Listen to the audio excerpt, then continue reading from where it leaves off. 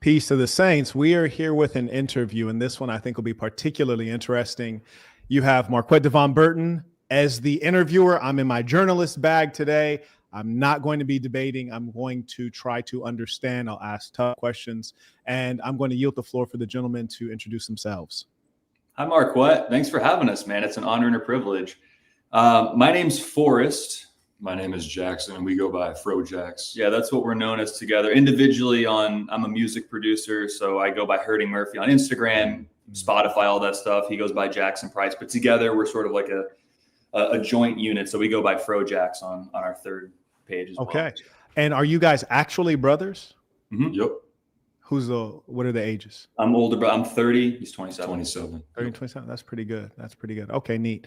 And I originally reached out to Forrest. I saw a clip and I thought it was pretty interesting. You seem reasonably intelligent. And I wanted to engage you because I observe that there's an emerging movement among young white men. Frankly, I don't like the leaders in it. I think that they could be better is what I'm saying. Like, I expect more of the white man. And so I want to understand this movement and the players in it. And in as much as possible, talk to some of the early stars in the movement. And hopefully we can push it in the right direction, because I think that if we're going to be in the same country, it'll matter for all of us. So first off, what would you call this movement of the whites? Go ahead. I'd call it like a new renaissance. You know, at the risk of going too deep into world history, I would say that post-World War II, because, you know, you had Germany, which was the last example of white people really collectivizing. There's been this sort of cultural pressure for white people to become untethered from their heritage and their identity. And I think that has been suppressed for a very long time. And the pressure has been building up. But there have been a number of catalysts that have been pushing white people to sort of reassume their role. And we're sort of going through this transformative time where we're looking for new leadership, we're looking for new voices. And I think that white people are sort of coming back into their heritage and coming back into their identity. And I think that's going to encompass not just the political realm, but also musically, culturally, even film. And I think that if you're in the live chat, if you'd be kind enough to note if you're having any audio video issues from the gentleman. I'm currently not hearing or seeing them. If you guys would be so kind to let me know. I cannot hear or see them. Oh, it cut out for a minute. I don't know if that was us or not. The chat has indicated that the guests have frozen that. Okay, I'm sorry. We're kind of low budget over here. Okay, no, that's all right. That's okay. No, we heard most of what you said, and I appreciate the fact that you've thought it out at some level. And this stuff is, of course, very interesting to me in as much as here in the hells of North America, you know, my lot, my family's lot, and our future is thrown in with yours, like whether we want it to be or not. So and I got a ton of questions for you guys, and I want folks to know they may say something that I may or may not agree with, and that's not the point of this discussion, is for me to agree or to interrogate or investigate, but rather for us all to understand. So when you were elaborating on that, the first thing that came to my mind is, because I have a lot of European friends, and often the white Europeans are saying, well, what are the white Americans talking about? Like they're not even anything. Like they're not Swedish, they're not Latvian, they're not German.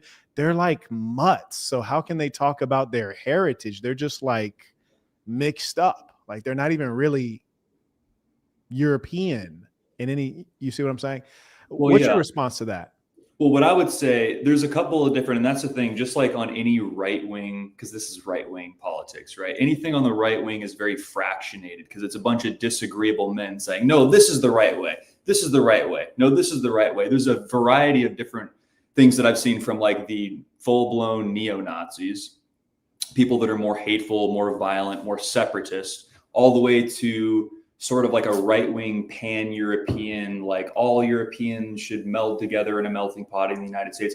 Ultimately, that is a good point, because I'm not German in the same way that someone is, who's raised in Germany. But Sure. my ancestry is white Anglo-Saxon with Celtic admixture. There's like a particular sort of genetic makeup there that constitutes who like started this country. And it is a melting. Mind you, I do want to let everyone know I will be interrupting them during the live stream, most times on purpose, sometimes just because of a possible lag. So I want to let you guys know I'll be interrupting you, not to be rude, but either to ask you to elaborate on something, which is to say add details, or in other cases to illuminate, meaning to clarify so that we all understand. So, for example, you speak to your blood heritage. Did you take a DNA test? So I want to, because I would like to know, and I have deep interest in the genealogy and the specific percentages of here, there, and the other. I am hesitant, just like intuitively, to do that. I don't want my DNA in some laboratory somewhere, but I did trace my heritage back manually to the best of my ability. I mean, I'm not a professional, but my father's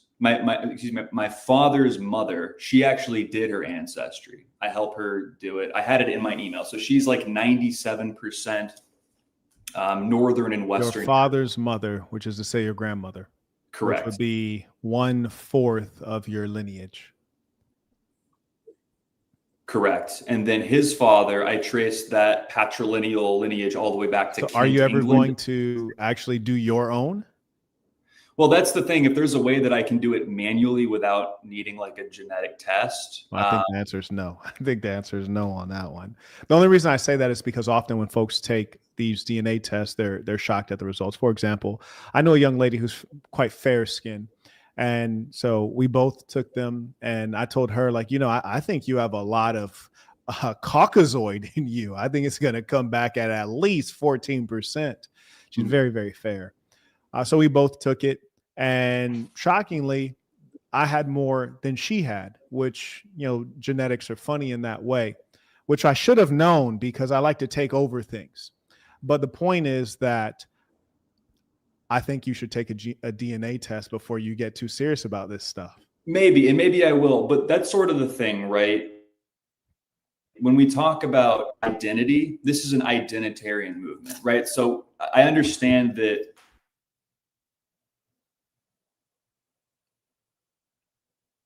I don't know if our boys are in America or not, but wherever they are, we need some fiber internet. Are we back? You're back now. Yeah. Okay. We'll have to lose my train of thought periodically.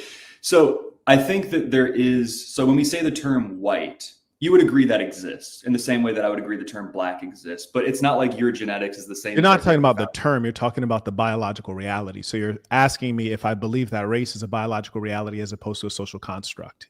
Yes. No, I'm not asking you that. I know that you would agree with that. I've seen a lot of your. I know that you would agree in the reality of race. I'm just saying white and black are sort of descriptive terms rather than categories. Yeah, sure. Rather than adhering to the actual genetics. So someone who's like Irish versus someone who's like Spanish, you could consider them both white in some sort of broad term. So when I say the term white, right, I think that you would admit that whiteness exists in the same way that I would admit blackness exists. And that you make a fair point that, oh, well, if I'm 88%, Northwestern European, but 12% Spanish, am I as white as a 100%, Norwegian person or something like that? But that kind of speaks to the arbitrary nature of the term whiteness. Well, I think the problem with the term, I mean, there's people who would, like, for example, you have Nick Fuentes, right, who is part Mexican. Yeah. Would I consider a Mexican a white person? No, not at all. I think that's a ludicrous concept. And especially if I were European, I'd probably be offended. Not in that there's anything wrong with Mexicans. I quite like Mexicans and Mexican food. But European and Mexican are radically different. And certainly there's a lot more mixture. So someone like him, I would consider a mongrel. Would you consider Nick Fuentes a mongrel or a white person? I don't. So I would say I'm not really interested in defending his whiteness, but he's, from my understanding, a quarter Mexican, which would make him like an eighth native. So from what I understand, he's about 80% European and then 20% or 17% native. But in terms of like the white identity, I mean, there's some people that totally reject him and there's some people that accept him. I would say there's like the concept of like honorary Aryan, which is kind of a tongue-in-cheek sort No, of that's term. crazy. No, so what I want to know is about, like, for you guys, are you guys a part of a greater like movement that has an identification of what white is, or are you more so like we're kind of figuring our way through this and we loosely have defined That's white? exactly right. Yeah, it hasn't found its way. We're just kind of doing our thing. It alludes back to what I was saying previously about white people reestablishing their identity after having been untethered for so long. And I think throughout the course of this transformative time where white people aren't 100% certain of what their identity is, we have all these sorts of arbitrary lines about what is considered a white person categorically. It's time for us to fully flush that out. And we're going to have conversations about, like, what is a Mexican person? What is an Italian person? You know, and there's levels to it. There's different subcategories, but I think that we're in the midst of us sort of figuring it out for ourselves right now. And it's very interesting. Agree. Shout out to Constantine, comes in by Venmo. He writes, tuition, I appreciate you. And anyone who has comments or questions, they can use the information below. I do want to let everyone know in the live chat that if you have some questions for these gentlemen and you want to ask it yourself, send in your $20 and then send your email address, and I'll reply to your email with the link to join on. I'll let you ask these guys a question yourself. You just don't curse or use slurs. I've already had a conversation with a gentleman asking them not to do such. I think this is a fantastic conversation to have. Now, we're going to get off of the definition of white peace, even though it's absolutely critical. And it's critical because in all movements, you have to have identity, meaning who are we? Like, for example, if I wanted to create like a black movement, which I don't, it'd be challenging in as much as I know that my ethnic group, which is to say the foundational Black American, has been poisoned. Our blood's been poisoned by you people. So if we wanted to say like, oh, it's a 1-drop rule. Like if you have 1 drop of white, you're out. We're all out then. You know, there's not enough purity in the Black DNA. I surmise in your DNA as well, there's not enough purity. And for sure in a guy like Nick, his DNA certainly doesn't have the purity. And you guys know in the South in the United States, there used to be a 1-drop rule. If you have a drop of colored blood, you're colored. So by that rule, American rule, Nick would be considered colored as opposed to white. And that's like your heritage. Would you guys stick with that as an idea?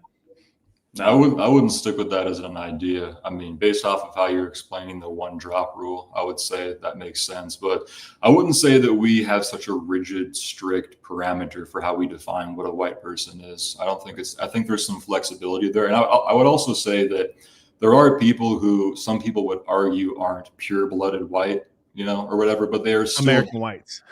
Yeah, but they're still doing things that would be considered contributions to white advocacy in a sort of, you know, roundabout way.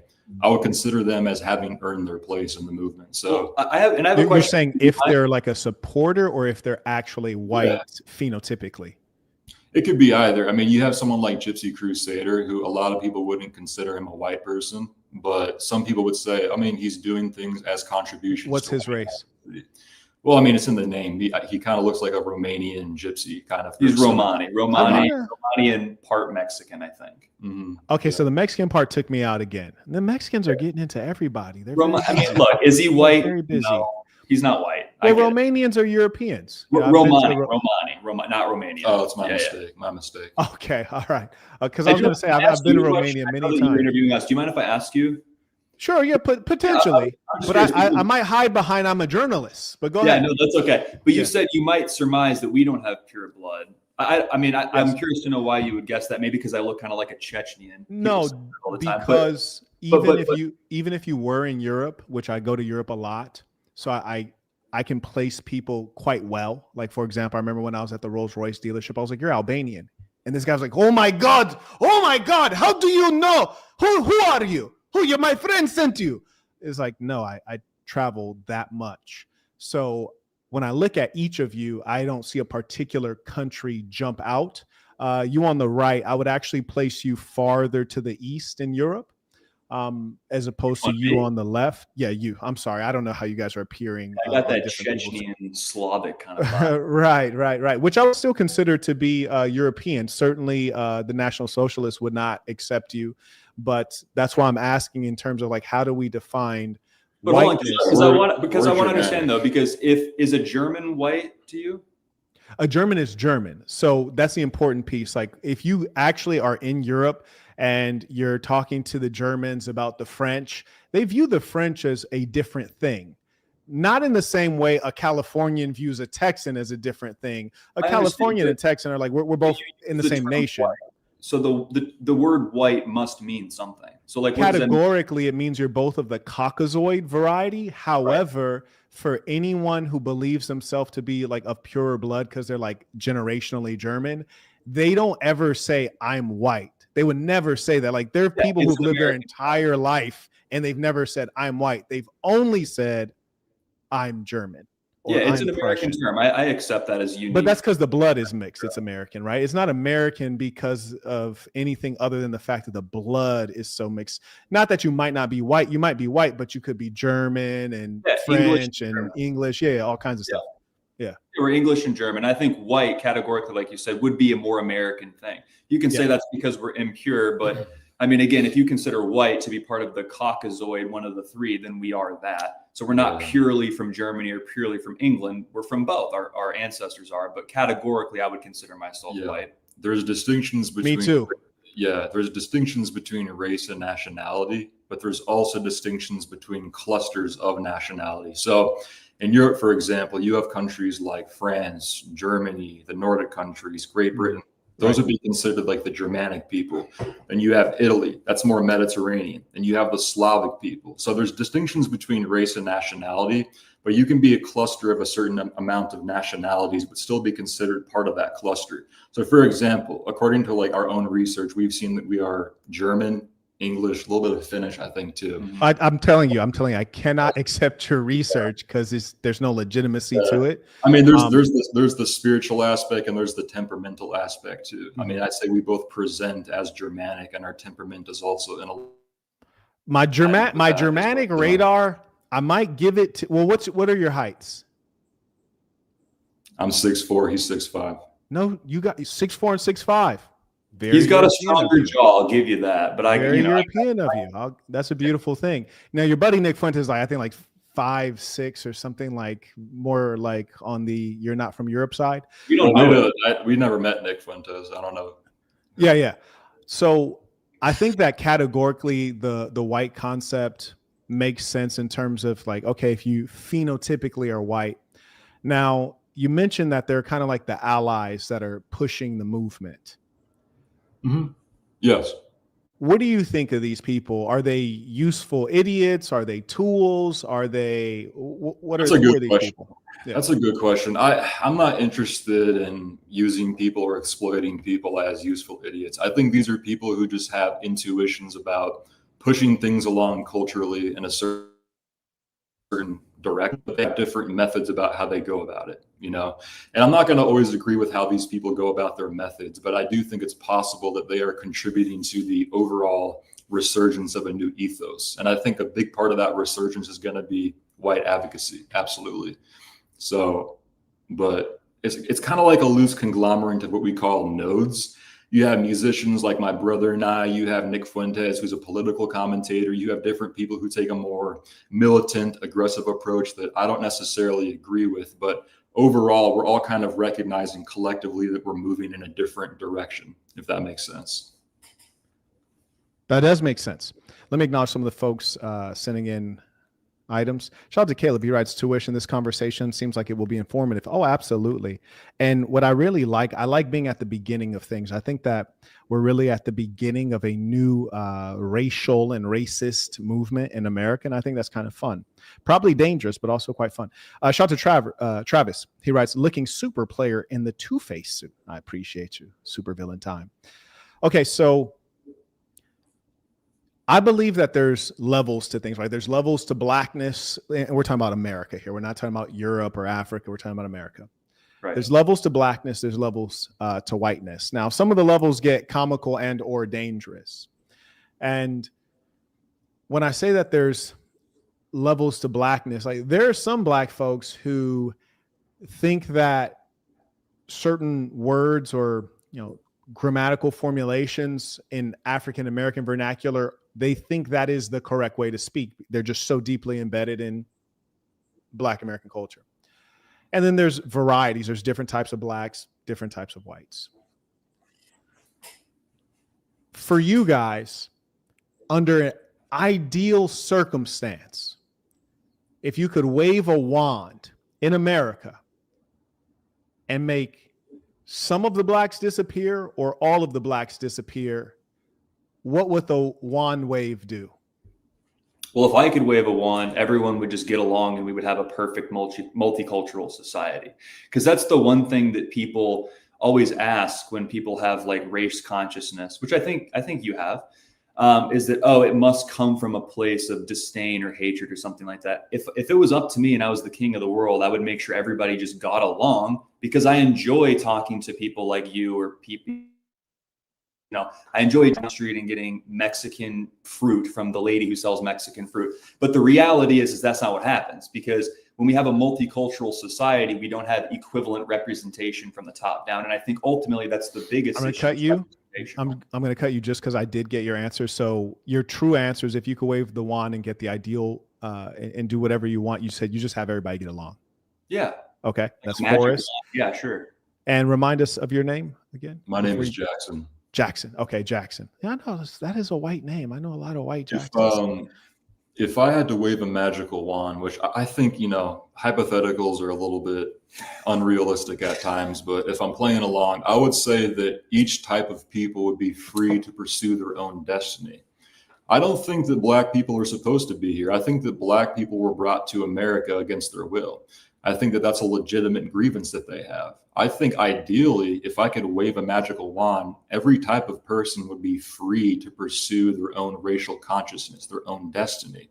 And I think it's all this racial tension and all these geopolitics. Let me challenge you here as a journalist. So black people have this phrase. I don't know if you heard of it, but they say, you're talking, but you ain't saying. And that's one of the things I like about black people, is they're really good at making things plain. And I think in part, maybe it's because of the history of being systematically denied education. They had to make things plain and simple. But for you, if you're waving the magic wand and it's up to Jackson, what is Jackson going to do? Because I got Forrest's answer. He said, I'll have everyone get along, stay where you are. Just everyone needs to behave in fill in the blank manner. For you, what is it? Well, I was in the middle of answering the question, but if I could wave a magical wand, I would leave people to just pursue their own destiny instead of mixing people together. I don't think it works. Okay, so I'll tell you what I understand of your answer, and then we'll perhaps get into the elaboration. Sure. So you said you'll leave people to pursue their own destiny, which sounds like you're allowing them to make their own choices. Yeah, 100%. Okay. And then on the other hand, you said, I guess too, talking about. No, go ahead. Sorry, go ahead. Oh, okay. Well, basically it assumes the notion that, look, black people are here under a system that maybe they don't resonate with, white people are in power. That's sort of like the general perception. I'm saying that black people, or anybody who doesn't want to be here, or who isn't, happy in the country of America, if I could wave a wand, I would have them go back to their homeland and be happy and sovereign. Sovereign is the key word. Sovereign over their own minds and bodies, where they don't feel beholden to some group of people they don't like, where they can just pursue what they want to pursue. I think that would be the ideal situation. So say you have a Mexican here who was born in the United States, and they have a lot of complaints. What would you do with them? Is this like the magic wand thing again? Or Yeah. What do you mean by complaints? You ever hear people say, when Trump was running for office in his first term, if Trump gets elected, I'm moving to Canada. Did you hear that? Yeah, I heard that from people of all colors. So let's say the person's like, if Trump gets elected, I'm moving to Canada. What would you do with this Mexican person? If he said that? If that was their general attitude. That was their general attitude. What would you do with him? Like, okay, not we, because your answer seemed to be different than Jackson's. And I think one person. I want to clarify my answer more too, but yeah. Do you mean just like one Mexican guy and I wave a wand and it's kind of weird? No, it's not weird at all. Actually, it's very straightforward. These questions that are hypotheticals are being used to get at your value set and how you make decisions. So get a sense of like what you believe and how you make decisions if you had ultimate power. Not that you can necessarily do these things. I mean, all things are possible, but that's what it's being used for. For example, if you take a course, even if you study for the bar, you don't even have to go, or how about this, study for the LSAT? You'll deal with a lot of hypotheticals, right? They use that to explore logic. So that's what we're doing. We're exploring the logic. Yeah, I agree with that. But I guess with the wand thing, just to clarify, are we talking like a magic wand where I have a momentary, like I can shift time, space, and change the trajectory of everything that happened leading up to where we're at, and just snap of the fingers, all of the conditions with their context are now different? Or what am I in practical application doing with the different races of people as a response? Perhaps I'll answer the question and I'll tell you my assumed pieces, and then you can kind of riff off of that if it makes it more clear. Okay. So say you ask me, Marquette, if you have a magic wand and you can do whatever you want in the United States from a racial standpoint, what would you do? So if I had a magic wand, I would probably change the immigration policy so that we only skim the cream off of the crop of the whole planet Earth. So we would invite everyone from the whole planet Earth, if they're sophisticated engineers, if they're high-level surgeons, if they're innovators in the medical field, you can come. You have to abide by our value set, kind of like what Henry Ford would do to enculturate his employees, like a formal enculturation of what it is to be American, which is not a racial thing. It is a value set. And some of these things have always been aspirational. We never quite got there. Then with regards to the people who are here from a racial standpoint, I believe that there are different types of folks. Like, for example, whites in my, I don't want to say neighborhood because everyone has such large plots of land that it's not quite a neighborhood. But in my general area, I'm in Southern Georgia. If you're black or white and you see somebody driving down the road, they're going to wave at you. Whether the person driving is white or black, they're going to wave at you because we're Southern. So I would make sure that anyone who had strong racial biases was gone. I don't even really care where I send them. They just can't be here. The number one identity has to be America as a nationality, and you have to be wholly signed on to the values. People who don't speak the language, I'd give them 2 years to master it. If you didn't master it, you probably have an IQ below 85. You got to go. So I'd flush the toilets on the rest of the world and deport the people who have low IQs and can't master the language. Then I would keep all of the people who are highly skilled and sign on to American cultures and value set. I would then close off the border largely to immigration. And then I would try to increase birth rate significantly. And it doesn't particularly matter to me who's giving birth. There are some racial groups I think are a bit unattractive. I'm not going to name them. At least I'm going to try not to name which ones. But there's 3 countries that are kind of ugly, and I just don't really want them procreating. But everyone else, have at it. That's what I would do. Okay, but you don't need a magic wand for that. That's why I gave you kind of the woo-woo answer. Because if you're asking like in practical application, a lot of that I would agree with. I would say if I was like king of the United States, I would deploy the National Guard and I would have them go door to door, house to house, and anybody who is here illegally. Mm-hmm. You got to go. I don't know if that's 50 million people. I don't know. We got that underway right now. Like that one's on the way. Okay. What else? We'll see. I mean, I think that's a great place to start. I would probably repeal the 19th Amendment. And here's an illuminate piece. Should be, please tell everyone what the 19th Amendment is. I think they're frozen, gentlemen. If you just hold on momentarily, he's going to explain to everyone what the 19th Amendment is. While we're waiting for their internet to come back online, shout out to Mr. Okay, all right, give me 1 second. Shout out to Mr. Robinson. He writes, supporting the work.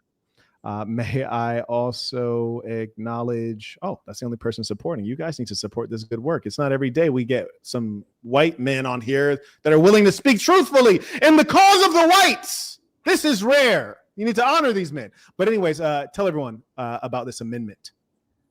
The 19th Amendment. I don't want women voting. I just don't think women. Praise and again, God. I'm not a Muslim. I'm not Muslim. You're a Muslim from Chechnya. Tell the truth. Yeah. I'm not anti-woman. I don't think it's in their best interest to have a primary role in any cultural conversation or in any like political capacity. I don't think they need to be silent all the time and they need to wear duct tape. Yeah. Just most of the time. Like that. But I do believe that I have a traditional.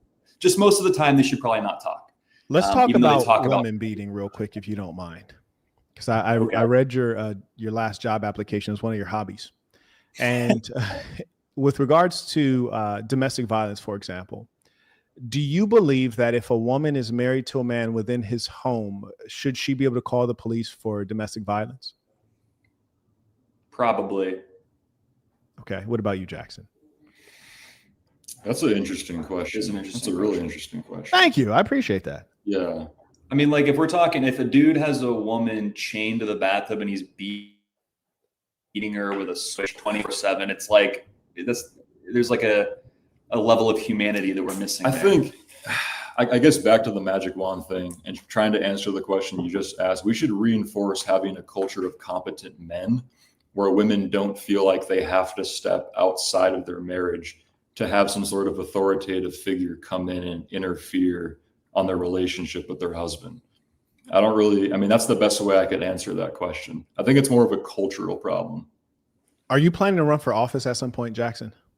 No, I'm an artist. I don't want to do, Okay. I don't want to be in politics. Okay. Because I'm going to need you to be more of a math brain, because my feeling has been your answers have not been sharp. And I don't think it's for lack of IQ, because your opening was very sharp. I thought you were very well spoken, but I feel like you've not been quite answering these questions. Well, I feel like you've been Gavin Newsom out here. No. It's not a matter of like trying to be media trained. It's just, I feel like it's more nuanced than a black and white sort of answer. I think it requires flushing it out more with some of these questions. So let's say we're talking law, right? And Okay. the challenge with law is that law has to be black and white. The paper is white, the ink is black. And Yeah. in as much as that's the case, you have to be able to set a stake in the ground so that we can operate around it. Of course. Yep. And so if your idea is, yes, they should be able to call the police, a wife can call her police on her husband. I believe that's fine. Yes. You can explain or not explain, or no, I don't think she should be able to call the police on her husband. You can elaborate or not elaborate, but which side do you fall on?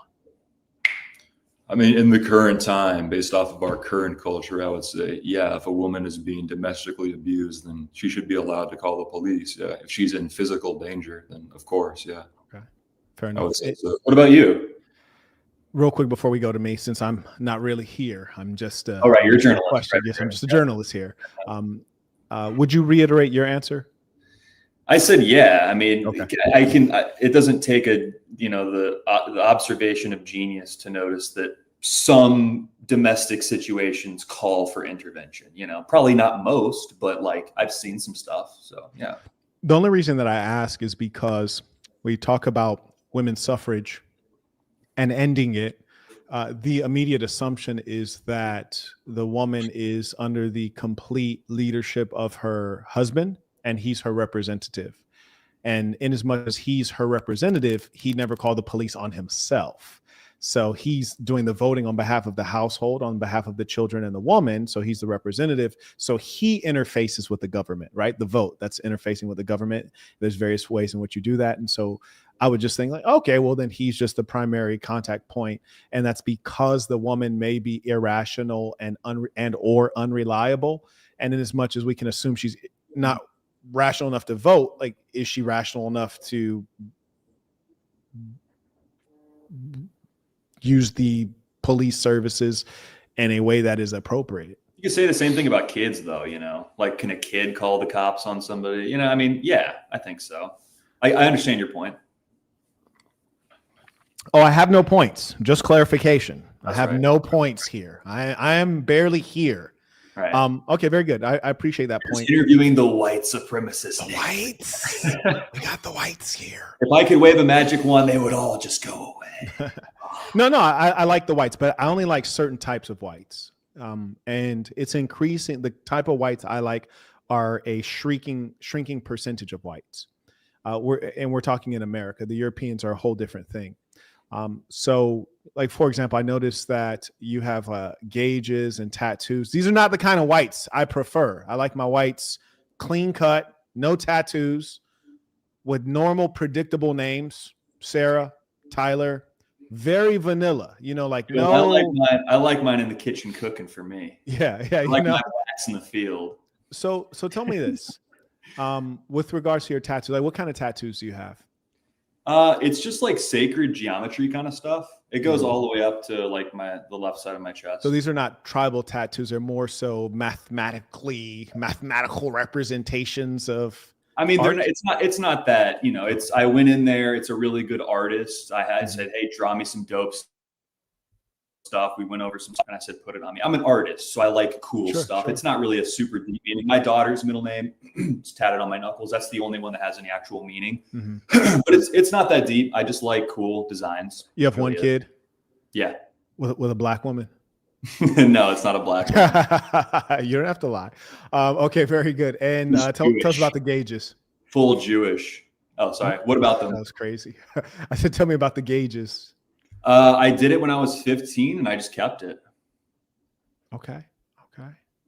Same thing. It's the same thing. I temperamentally, I'm very like open. I score very high on openness. So I'm not the traditional conservative, right?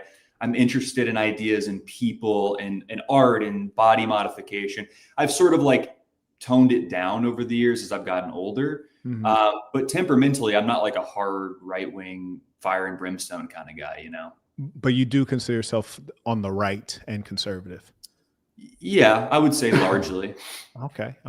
Now you're an interesting character in as much as that's the case. I think the American right has been very watered down, and it's always had some challenges. Like if I was a white guy, I'd probably just be like, yeah, I'm on the right, I'm a conservative.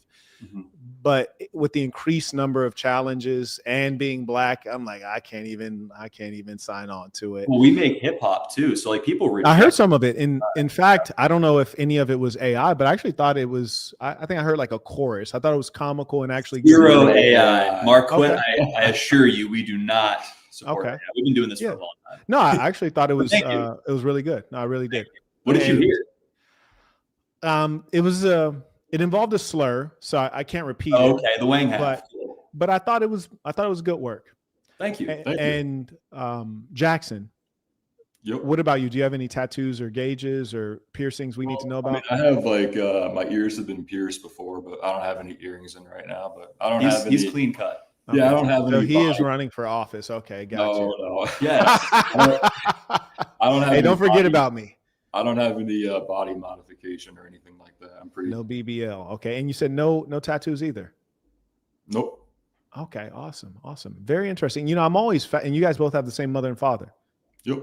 Okay. Sometimes you got to get that tested though. Like the mothers, like it's 1 out of 3 paternity tests come back. That's true. As, what's going on. And what's the racial majority of the 1 out of 3? Is it mostly white people that come back wrong?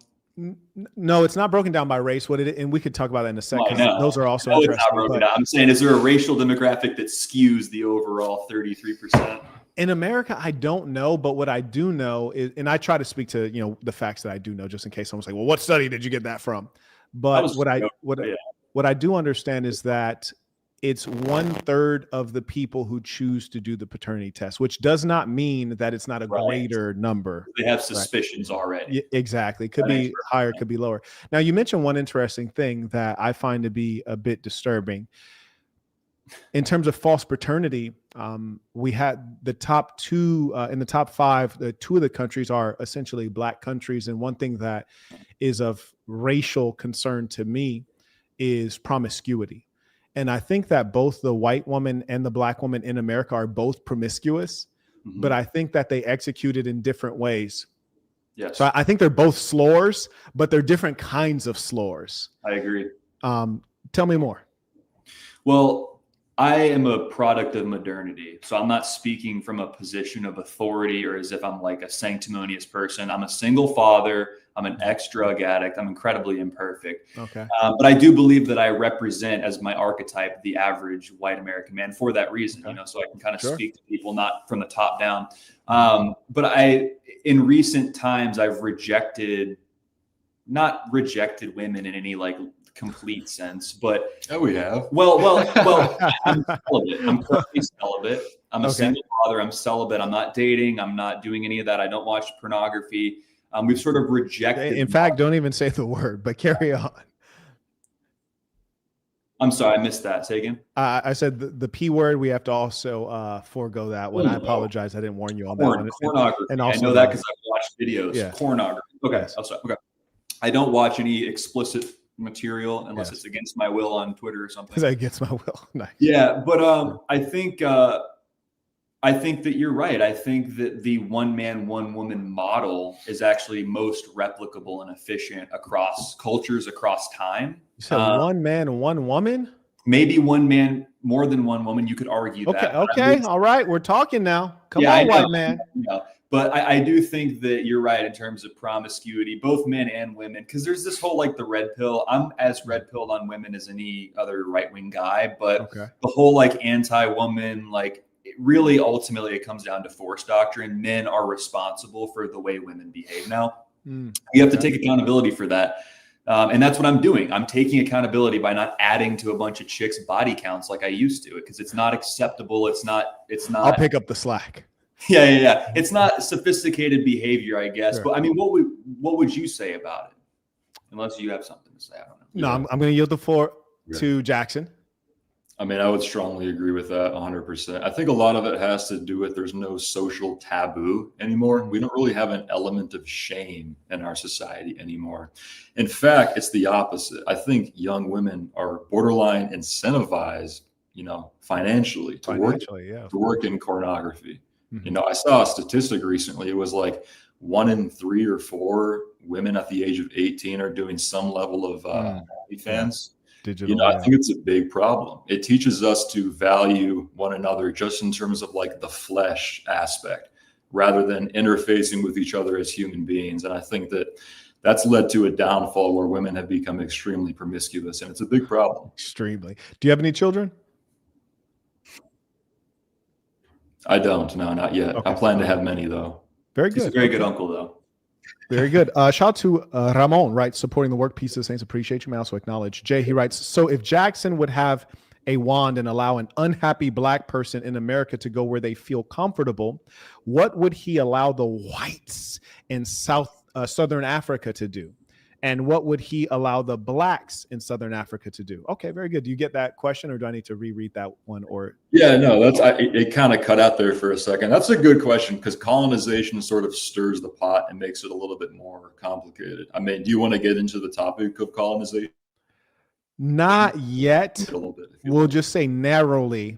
Okay. The whites in South Africa and the blacks in South Africa. Trade them out. I would say that the white people would be allowed to maintain control over the society, because I think that they built a better society compared to the native South African blacks, sub-Saharans that were there previously.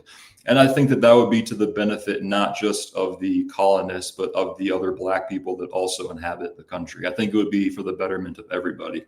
It's a bit of a controversial take, but that's my opinion. It's not controversial if you're a white supremacist. So we got one here, folks. We got one here. We can use words, but it's what it is, No, I'm saying we got one. You're a white supremacist. What does that mean? A white supremacist would probably be better defined by a white supremacist. I think they'd probably be mad, like a black guy defining what we are. But I would say simply, a white supremacist is one who believes in the superiority of the white man. Well, so because this is a very simple thing. Superior civilization, that means supreme. No, it's really the fact that you're in a place called Africa, which is undoubtedly the land of the blacks. And in as much as that's the case, the most reasonable, obvious thing to do would probably be to just tell the whites to go back to a white country. So leave the blacks in the black country, put the whites back in the white country, and let everyone proceed. But if you're a white supremacist and you say, well, if you leave it to the blacks, they're going to mess it up. And really, it wouldn't matter if they did mess it up, because they're messing it up for themselves, right? So it really shouldn't matter. But if you say leave the whites there to rule over them, then I would say that's a white supremacist position. And currently, being that we're not in a debate, I say we can call fantastic. We can call it white supremacy, but I also included in my answer the betterment of everybody. I mean, it's objectively true that the black people had a higher quality of life in the countries where the colonists came into. So we can call that's not objectively true. Okay. And we can call it racial superiority. No, that would not be objectively true. For example, you said blacks had a better quality of life in the places where the whites went in and colonized. Is that correct? Overall, I would say overwhelmingly. Yeah. Overwhelmingly. Okay. And how do you calculate overwhelmingly? Well, we can talk about Zimbabwe, for example. How about we talk about Congo? I don't know a lot about the Congo. Well, how do you calculate it? I can give you a couple examples. How do you calculate it? Well, I'll give you the most important example, which is the Congo. And if you're going to speak about this, especially overwhelmingly, you surely are going to want to be educated on it. How are they And doing? I say this not to debate, but just merely to teach. So the Congo was colonized by King Leopold, the Belgians, and the atrocities that they committed there are horrible. Some would say it's the greatest genocide that has ever occurred in the human experience in terms of death toll. Others would say that without death toll is the most brutal, because they'd amputate the limbs of children, boys and girls, to make sure that they could extract rubber. And when you have examples like this, or just the fact that circa the 1960s, many of the African nations throughout the colonial powers, many of them by war, you mentioned Rhodesia, you call it Zimbabwe, at the time it was Rhodesia. So that would only indicate that the natives were not happy with white rule, or else they would have just left things as they are. So that point is very poor. And that's why I don't debate, because it's, okay. I mean, that's why I'm just interviewing you. I don't debate. I just interview you because it's too easy. Give a rebuttal to that, at least, because we can use one example, but there's a plethora of other examples. Well, I just used two. I used the one that I spoke of first, which is the most important one, because if you look at landmass, the Congo is enormous. Okay. And then you referenced Zimbabwe, Rhodesia, and so I referenced the same one that you referenced. And further, it's consistent throughout the entire continent. Sure. But again, I'm not debating, because I find debates to be too easy.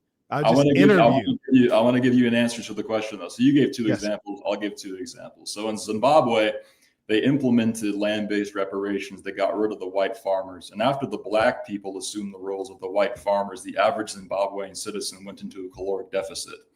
The second example I would give is let's finish the first example before you go on, because is the second one in Rhodesia as well? See, you are debating. You are debating. No, hold on. You're saying we're not debating. You are debating. I want it to be noted for the audience that I reached out to one of them. And the reason I reached out to one of them is because I was already on his profile. I wasn't in any particular favor. I was just already on your profile, Forrest.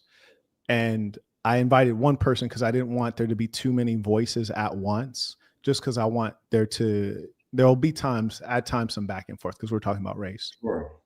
But there are two of you guys, and just for the ease of the conversation, we'll just try to balance it off, and we'll switch back and forth. But the reason that I wanted to hold you to the first example, because if you're going to a different country, then we don't want to leave the other one unfinished. So are you going to a different country, or you're giving a second example in the same country?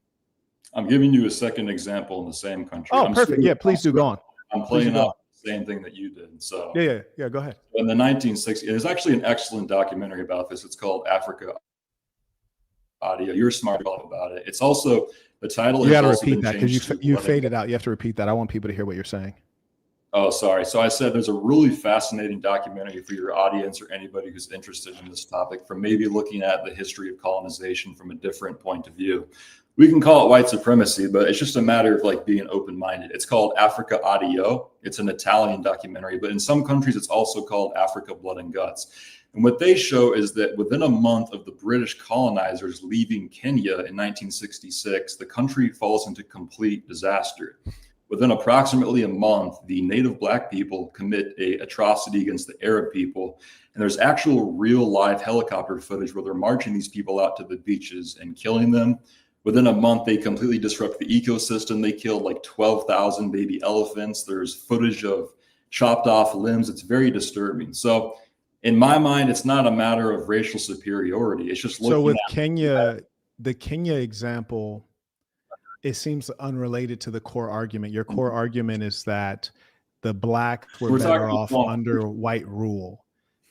So the question was about South Africa originally. Yeah, the question was originally about South Africa, and then you had essentially stated that the blacks are better off under white rule. I said that, yes, that's white supremacy. And I didn't say that to insult anyone. I just said that in terms, that's a fundamental driving belief of that kind of thinking. And there's nothing wrong with that. I'm not here to debate that. And then one of you took issue with it. It seemed like it was more so forced at white supremacy. And, and so then I take issue with it, because I'll allow that brand. It's sure. Fine. But let me just give a note. So the Kenya example is very flimsy because it didn't address. One second. The Kenya example is very flimsy because it didn't address the core argumentative piece, which is that the blacks are better off under the whites.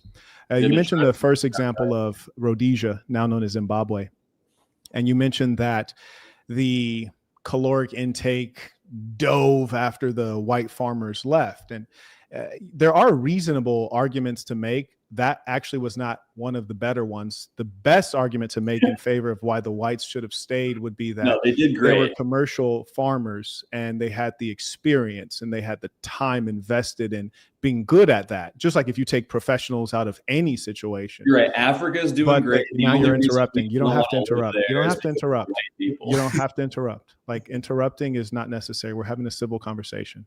You don't have to interrupt. I notice people only do that when they have a problem with the truth getting out. I've not said anything foul. I'm just responding with facts.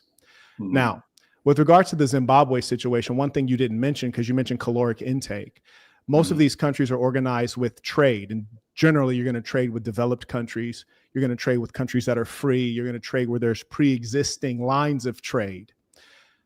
One of the big issues that occurred once the British were taken out of power in Rhodesia is that they had enormous sanctions put onto Zimbabwe.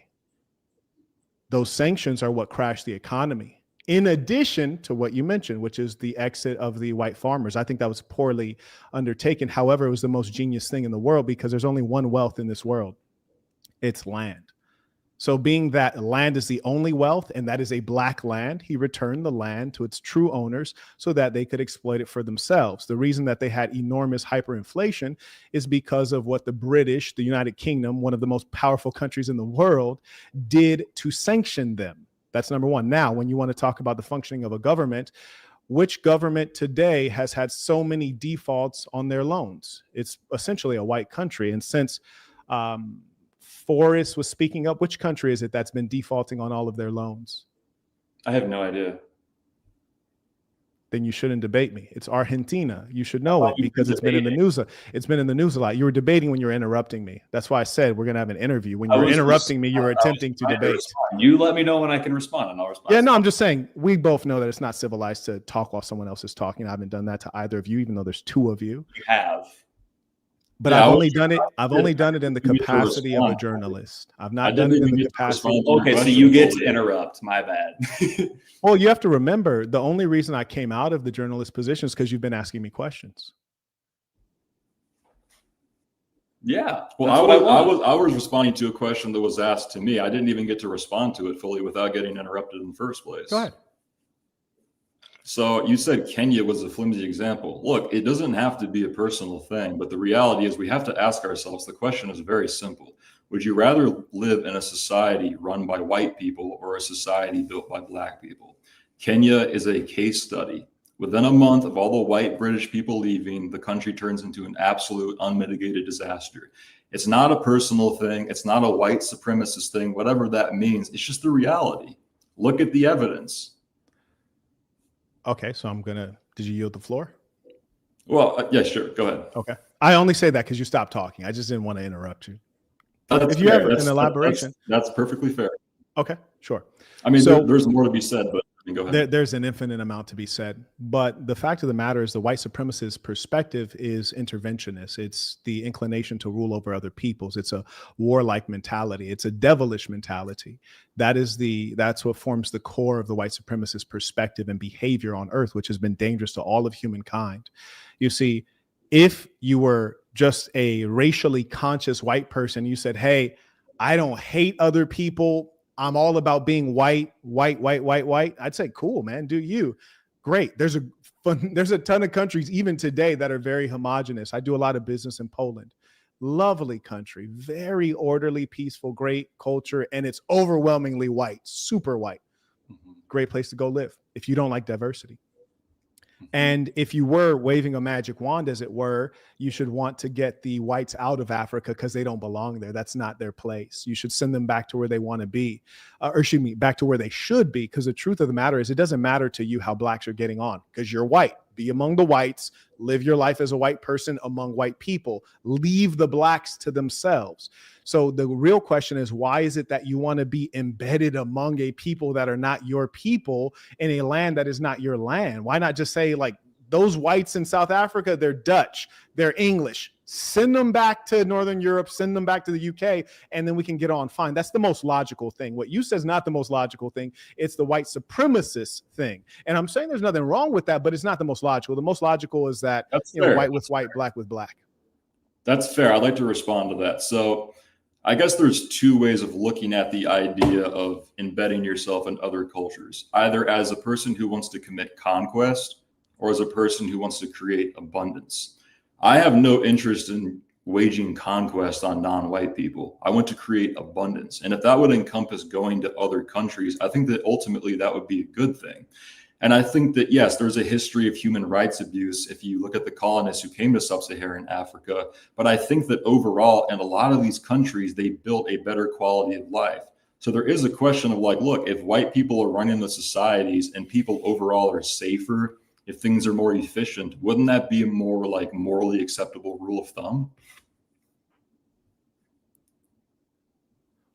Why do you feel the need to be among black people? Why not just be in Europe and do? I don't personally. So I'm saying, why are you arguing for whites to be among blacks instead of just going and being among each other? Well, I think that a lot of the countries in sub-Saharan Africa that the white people colonized were pretty great societies. I think Rhodesia was awesome. I think South Africa was pretty cool. I mean, have you been to South Africa? No, definitely not. Have you been to Zimbabwe? No. Okay.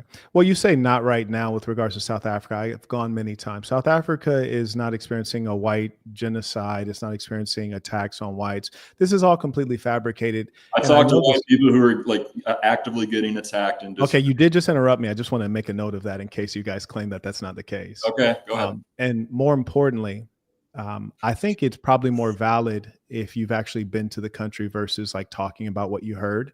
And I would even challenge, because I've been to South Africa more than 13 times. I see you shaking your head no. That's why I don't debate you guys. But I see you shaking your head no. I've been to South Africa over 13 times. I've done business there. Who do you think has more contacts in South Africa, be them black or white, you or me? I hope it's you. Jackson, we're waiting on your response. Who has more South African Do I have to experience something to be able to have an opinion? Jackson, I'm asking you, who has more South African contacts, you or me? I would assume you. Yeah, sure. Yes, and it's not even close. It's a huge gap. I have way more South African contacts, and they're in business, and most of them are white. And the reason that most of them are white is because whites control the economy in South Africa for obvious reasons. And as much as that's the case, you're operating on your biases and your emotions. Like, for example, between the two of you, I would say that Forrest comes off more reasonable, whereas you come off as psychotically racist. And racism itself is an irrational thing. It's a very irrational thing. And that's why generally I don't debate white supremacists, because they have trouble sticking to the truth. Like, you just tried to tell me anecdotes, and you also tried to speak with authority on a place you've never even visited to someone who's been there many times and has many contacts. I've hired employees there. I've done business there. So it would be very arrogant to try to speak to me with authority about a place you've never even been to. Have you ever been to the continent of Africa, Mr. Jackson? Jackson, have you been to the continent? A lot of things. I got given an opportunity. Real quick, Jackson, have you been to the continent of Africa? I haven't, and it's irrelevant. You have not? No, it's very relevant, actually. No, it's not. No, it's very relevant. It's only irrelevant if you have a strong need to be right at all cost. Sometimes it's okay to say, no, sometimes it's okay to be humble and say, I don't know, or I'm unsure, or I need to do more research. There's nothing wrong with that. Yeah, just take your own lesson. That's the way I try to approach the conversation, which is acknowledging what I don't know. You're talking from the experience of I heard, and you've not even been to the continent of Africa. I think that's pretty bad. Well, you saying that you have more physical experience in South Africa is also an anecdote, by the way. But I do want to chime in, because I know I can speak to data, just like I spoke to data with the situations in Rhodesia and Congo. I'm not trying to debate, because it would be too easy. Yeah, I don't have much of a dog in this particular fight. I just went back to the first thing, because when I was interrupting you, I didn't mean to do it rudely. I was just trying to chime in. No worries. Right. So the initial thing, you called his point white supremacist. Am I lagging? Okay. You call Which is, this point white mind you, not an supremacist. insult. I asked don't you what consider it that an insult. I just want you guys to both know I I don't know. consider myself insulting you. I don't I take it feel as like an he took it as an insult. insult. I was trying to explain. I think it's an insult. No, because well, what it is, and he would put it better. It's terminological spell casting. It's a term that just imports a bunch of other things into it. But before you interrupt, I asked you, what does that mean? Because you said it, right? And you said, well, let's defer to white supremacists. So if I don't identify as a white supremacist and you want to defer to them, then who's supposed to define what white supremacist is? Really what it is, it's a means to just kind of silence an opinion. You said that the core of white supremacy is like wanting to like rule over a people. I said in my initial answer, if I could wave a magic wand, we'd all sing Kumbaya. I don't want to rule over anybody. I didn't care about politics till I was 28 years old. Some of my favorite people in the world are non-white.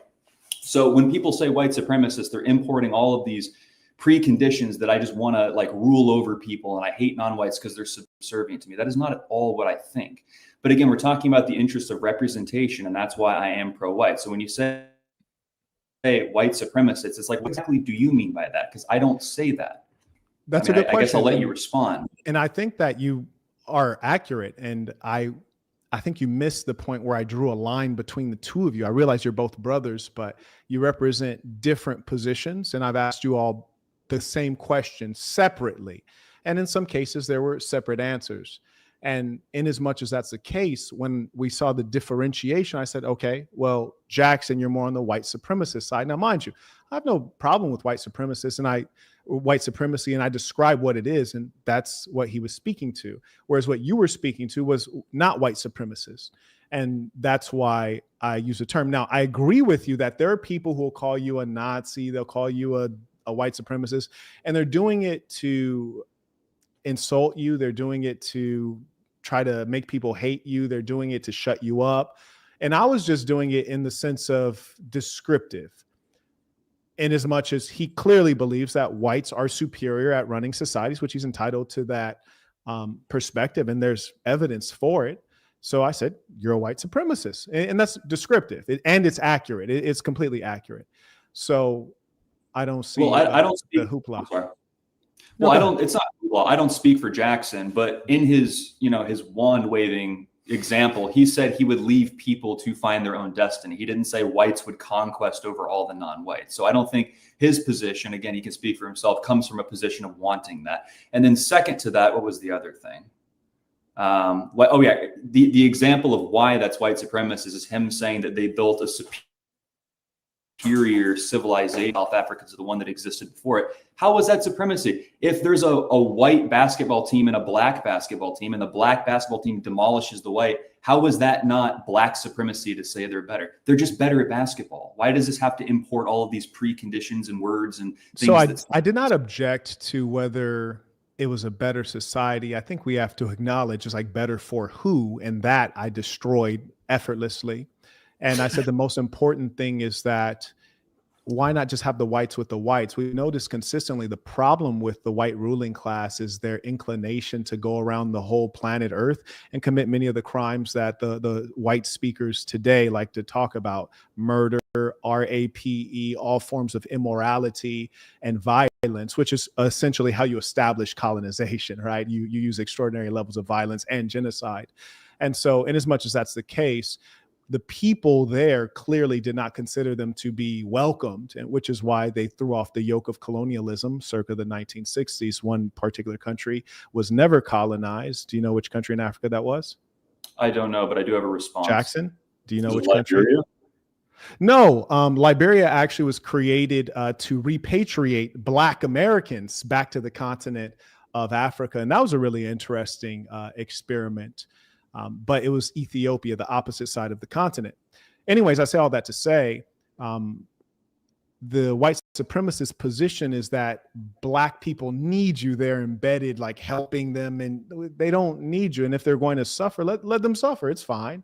Leave the whites in Europe, leave the whites where they come from, and leave the land of the Blacks to the Black people. It's the supremacist mentality that wants to be there ruling over others. And the idea of supremacy, or that you should rule over others, has created much violence, death, and bloodshed. And only the white supremacist is not able to acknowledge that because they're psychotically racist. It's irrational. That's why enslaved Africans came to America on a slave ship named Jesus.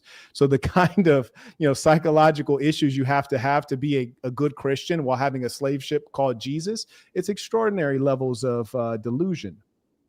Can I say one last thing? I don't want to get hung up on that thing. It was his example anyway. I know, right? It's his. Just but little brothers. I have a little brother too. They're the all right. Okay, that's just condescending. But you are. I'm just teasing you, Jackson. Have a sense of humor, buddy. You don't have to be so sensitive. I'm not sensitive. Even if his like, I have a little brother, we tease little brothers. I'm just like teasing you as a little brother. I'm not trying to insult you as a man. I'm just saying he has a different. I'm insulted. All right. So even if his conversation was ill-informed and incorrect, let's just grant everything you just said, and the blacks were doing great in South Africa before it was colonized. Let's just assume that's true. Him being misinformed and thinking that's not the case, that's white supremacy. Because again, thinking like if the fundamental component of white supremacy is thinking that whites must and are obligated in some weird way to rule over non-whites, if that's sort of the definition, it's like, do you think that? Because we could clear it up right now, I think, right? Well, I feel like I already clarified that. I included in my original answer, it's about bettering the society for everybody. I was pretty clear about that. So even if they don't want you there, wanting to conquest. So even if the blacks don't want you there, so even if the blacks don't want the whites there, just still leave them there to better the society? I think it depends. I think it depends on which country you're talking about. Well, in the whole continent of Africa, the blacks, if you take a popular vote, they don't want the whites there. That's fair. Yeah. So then should the whites all leave Africa? Well, as of now, it's complicated because people have been intermixing there for decades. Right. I'm just saying, like, let's pretend as though there were no mixed people. It was just the pure blacks and the pure whites. And the blacks say, hey, we don't want you here. Should the whites leave? Yeah, I think people should be allowed to be left to their own devices ultimately. But I do think it's also part of the white destiny to spread abundance to different places that they go. I think that's part of what makes us European. Can you repeat that for the people? I think it's part of the European destiny to spread abundance, not just from our own societies, but to other people's societies. Yeah. Wait, are you a white supremacist, dude? We can't be brothers anymore. That was great. I know. That's what I was thinking. That was crazy. That was amazing. Okay. Would you consider Jewish people to be white? No, and they don't really consider themselves to be white either, from what I've seen, at least. Okay, so you don't consider them to be white. Okay. They tend to sharply dissociate themselves from white people, even though the Ashkenazi tribe are between 30 to 55% European, Eastern, and then the others like Levantine or Canaanite descendants. So that's what they say, but they're like half. DNA tests are not permitted in Israel. Well, that's the thing about DNA tests that I'm apprehensive about, by the way, because I don't know if I can even trust the results. So that's kind of what I meant earlier, is like they're all owned by the same people, not to get all JQ conspiracy. We gotta stay away from it. If we were to define white and we had 3 points, like just to say like you're white, you're not white. Like for example, Barack Obama. If I could send him over to your team, I absolutely would. Like I'd much rather him be white as opposed to black. So draw the line in the sand for me. If I maybe 3 points, I just usually like 3. Like if you pick 3 points, I'm like, these 3 things make you white. What are they? I don't think it can be identified in that way. But how about this? Okay. And I'll take each of you to answer the question. Nick Fuentes is the line, and anything to the right of Nick Fuentes is white. How about that? So he's in the group or he's out of the group? I would consider him largely in the white group. Yeah. In the white group. Sort of like an ongoing meme in the community is that he's like the parameter. Like anybody beyond him isn't considered in the club or whatever. It's kind of like a loose joke, but it is arbitrary, and I grant you that, because I mean it's the same thing as this, Mark. No, I don't think it has. I'm not suggesting that it's arbitrary. I'm just saying, as the whites, define what the whites are. Like for example, if you say, "Hey, Marquette, as the blacks, define what the blacks are," then I'd probably say, you know what? I'll give you 4 shades lighter than me. So maybe, like, definitely not Barack Obama. I think that's too light. So Barack Obama is going on your team, or he'd go on anyone else's team, just not mine. So I'd say like 4 shades lighter than me. That's as light as you can be. And then I'd say if you smile and you don't have an upper lip, you're not in our team. So that's the second one. And then the third one, I'd say if your hair grows out of your head, if you grow your hair to say 10 inches and it just, or no, how about this? If you grow your hair to 2 inches and it falls, you're not in our group. Do you know what I mean by fall? Like, as opposed to like, so it doesn't necessarily have to be tightly coiled, but if it falls, you're not in our group. So I'd say we'll take the hair measure, we'll take the complexion measure, and then we'll take the lip smile. That's my racism. You're black if you're within those 3 categorical pieces. So if you each, and you don't have to have the same ones, but what would be your, and mine are just examples. Like, don't call me a racist, damn it. Not yet.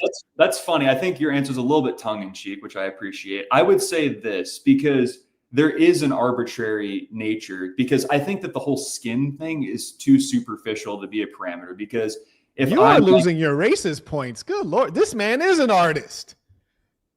Well, listen. Well, hear me out. So if I tan more than him, am I less white? I wouldn't say in my so, racist because book, what if yes. Yeah, but what if my genetic code is 100% pure Nordic and his is like 12% like Arab or something, but he's just more white? Then we're going to have to get it retested. All right, I see what you're saying. But again, the point is that the skin complexion is superficial. It's all muddy. It's all muddy. Yeah, right? Because again, it's like, was Michael Jackson black? It's like, yeah, but he looked like a white guy. And you could say it was a skin condition. Vitiligo, exactly. Vitiligo. Well, exactly, though. We're keeping Michael. For the record, this bro tried to steal Michael. That was crazy. Hell no, we're not giving up Michael, buddy. No, you can have hell. Here's the thing. It is arbitrary. And it's okay that it's arbitrary, because race, I think, is real, as I think you would acknowledge is real. But defining white and black categorically is arbitrary, in the same way that you say, what constitutes an adult? Well, we largely agree in the United States, it's 18. Well, why isn't it 21? Mm-hmm. Well, I mean, it could be, but it's 18 because why? We agree socially, and you have to draw a line. Otherwise, PDF file is legal, right? So you have to draw those hard lines. So what constitutes a white person? Well, that's not really up to me, is it? It's up to sort of no, if we're building a white movement, and I'm trying to help with this white movement, damn it, by bringing some shape to it. That's what I'm asking. We're building a white movement here, God damn it. I need to know who's in. And I think that eventually it will get clarified, but there'll be a great mind who will clarify it, because frankly, what we look at in the Third Reich, which was fascinating stuff, they're very scientific about it. Even though much of it was pseudoscience, they were still scientific about it. And a lot of it, in fact, was borrowed from the United States eugenics movement, which I do actually, in fact, support eugenics. But we'll go on to Jackson. I feel like your racism is a little stronger. So do you have some demarcations do you have some demarcations for what is white? Well, I mean, sort of alluding to what he said before, it's difficult because of the amount of mixing and the different categories we have. It's become sort of arbitrary over time. If I had to draw a parameter, I wouldn't do 3 points like you said. I would probably do 2. Wow. I would say European and Caucasoid. So people hailing from the continent of Europe, and people who are of the human subset Caucasoid. But what percent? And then how do you define, like, I'm not going to say what percentage of Caucasoid I have in me. Is embarrassing. I'm not going to say. I'm not proud at all. But what percent is going to get someone in there? Because obviously there's levels to it, right? That's a great question. Again, that goes back to like the original thing I said in the first part of the interview, and that we're still kind of trying to figure that out. I think a lot of it has to do with the way that you present and also your temperament. And I think that sort of overrides whatever arbitrary boundaries we're drawing, Curious. The temperament one is a very curious one. We'll probably end up kind of touching on that a little bit later in our culture talks. My hope for you guys is that we stay good friends and you guys step to the front of this movement, because there's no doubt that it is a movement, and what it lacks is proper ideology.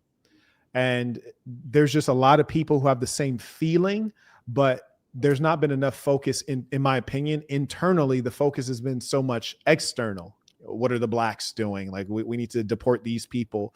But in terms of what are the whites doing is where I see the lack. And I'll tell you what's of interest to me. Like, and then I'm going to stop because I'm supposed to be interviewing you guys. But true. When Donald says, "Make America Great Again," I really believe that we have to make Americans great again, which is going to involve reinculturation, is going to involve education in particular disciplines so that America can compete and so on and so forth. And for that to happen, it's largely going to depend again on white Anglo-Saxon Protestants, because that's the core of this country. Not because I want it to be, but just because that's what it actually is, in as much as whites are 60%. And when we have been getting immigration, it's been not the cream of the crop from other countries.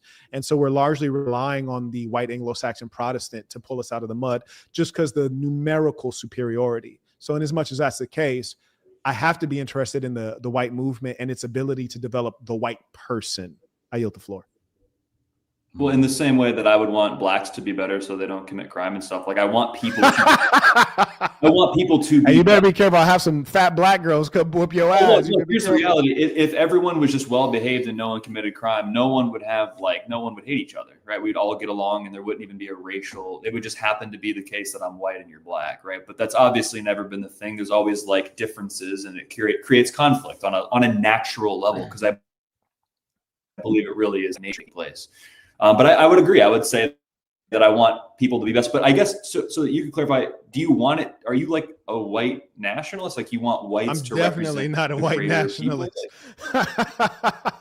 I'm a reasonable, objective man. I'm a spirit. I'm a being. I'm a humble spiritual teacher. So okay. I have a not humble, but you're people do call me humble in real life, though. Honestly, in real life, never on the internet, but in real life, people call me humble. Yeah, I know it's shocking, but the truth of America is that America has been, not currently, but has been the greatest country ever. And that doesn't necessarily mean all good things. Part of it means that we enslaved the whole population. We utilized them to get a great leap forward, which we did. And it also means that America had extraordinary levels of innovation to where it was just wildly imbalanced. Like no one was even close. And in as much as that's the case, America's special. We can't ignore the fact that we're all sitting on the bones of the natives, but America is special.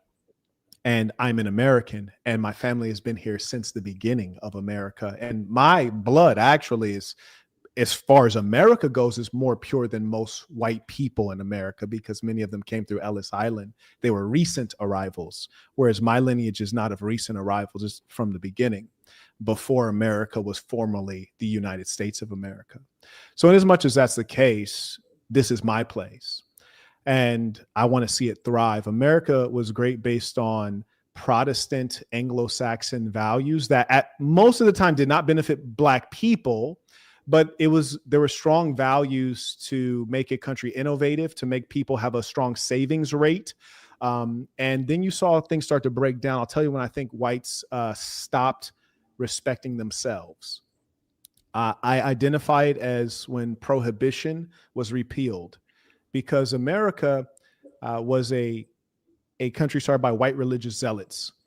Not to say that they were good people, but they were religious zealots, and at least they cared about each other. They might have been like, F the N-words, hard R, we don't like them, the natives, kill them.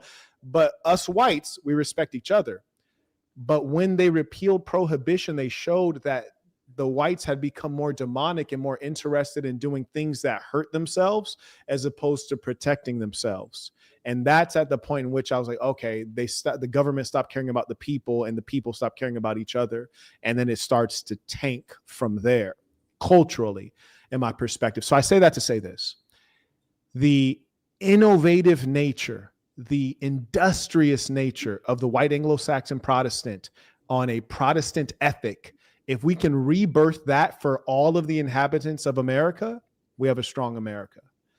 But we have a lot of degenerates, both white and Black, but the white degenerates are more dangerous because there's more of them, not necessarily by a percentage of population, but by an absolute number of. So that's my only interest in the whites, which is if the whites go down, I'm going down with them. Like, God damn it. So there you go. That makes sense. Would you admit that the reason why I won't admit anything? Well, do you perhaps think the reason why the country was so great at its inception was was characteristic of the people that devised the Constitution and the Declaration of Independence. Do you think it was unique to that people group, or do you think anybody could have done it? So are you saying genetically or culturally? Well, right, because the way that you describe the inception of the United States is very similar. I think it's very cultural. similar.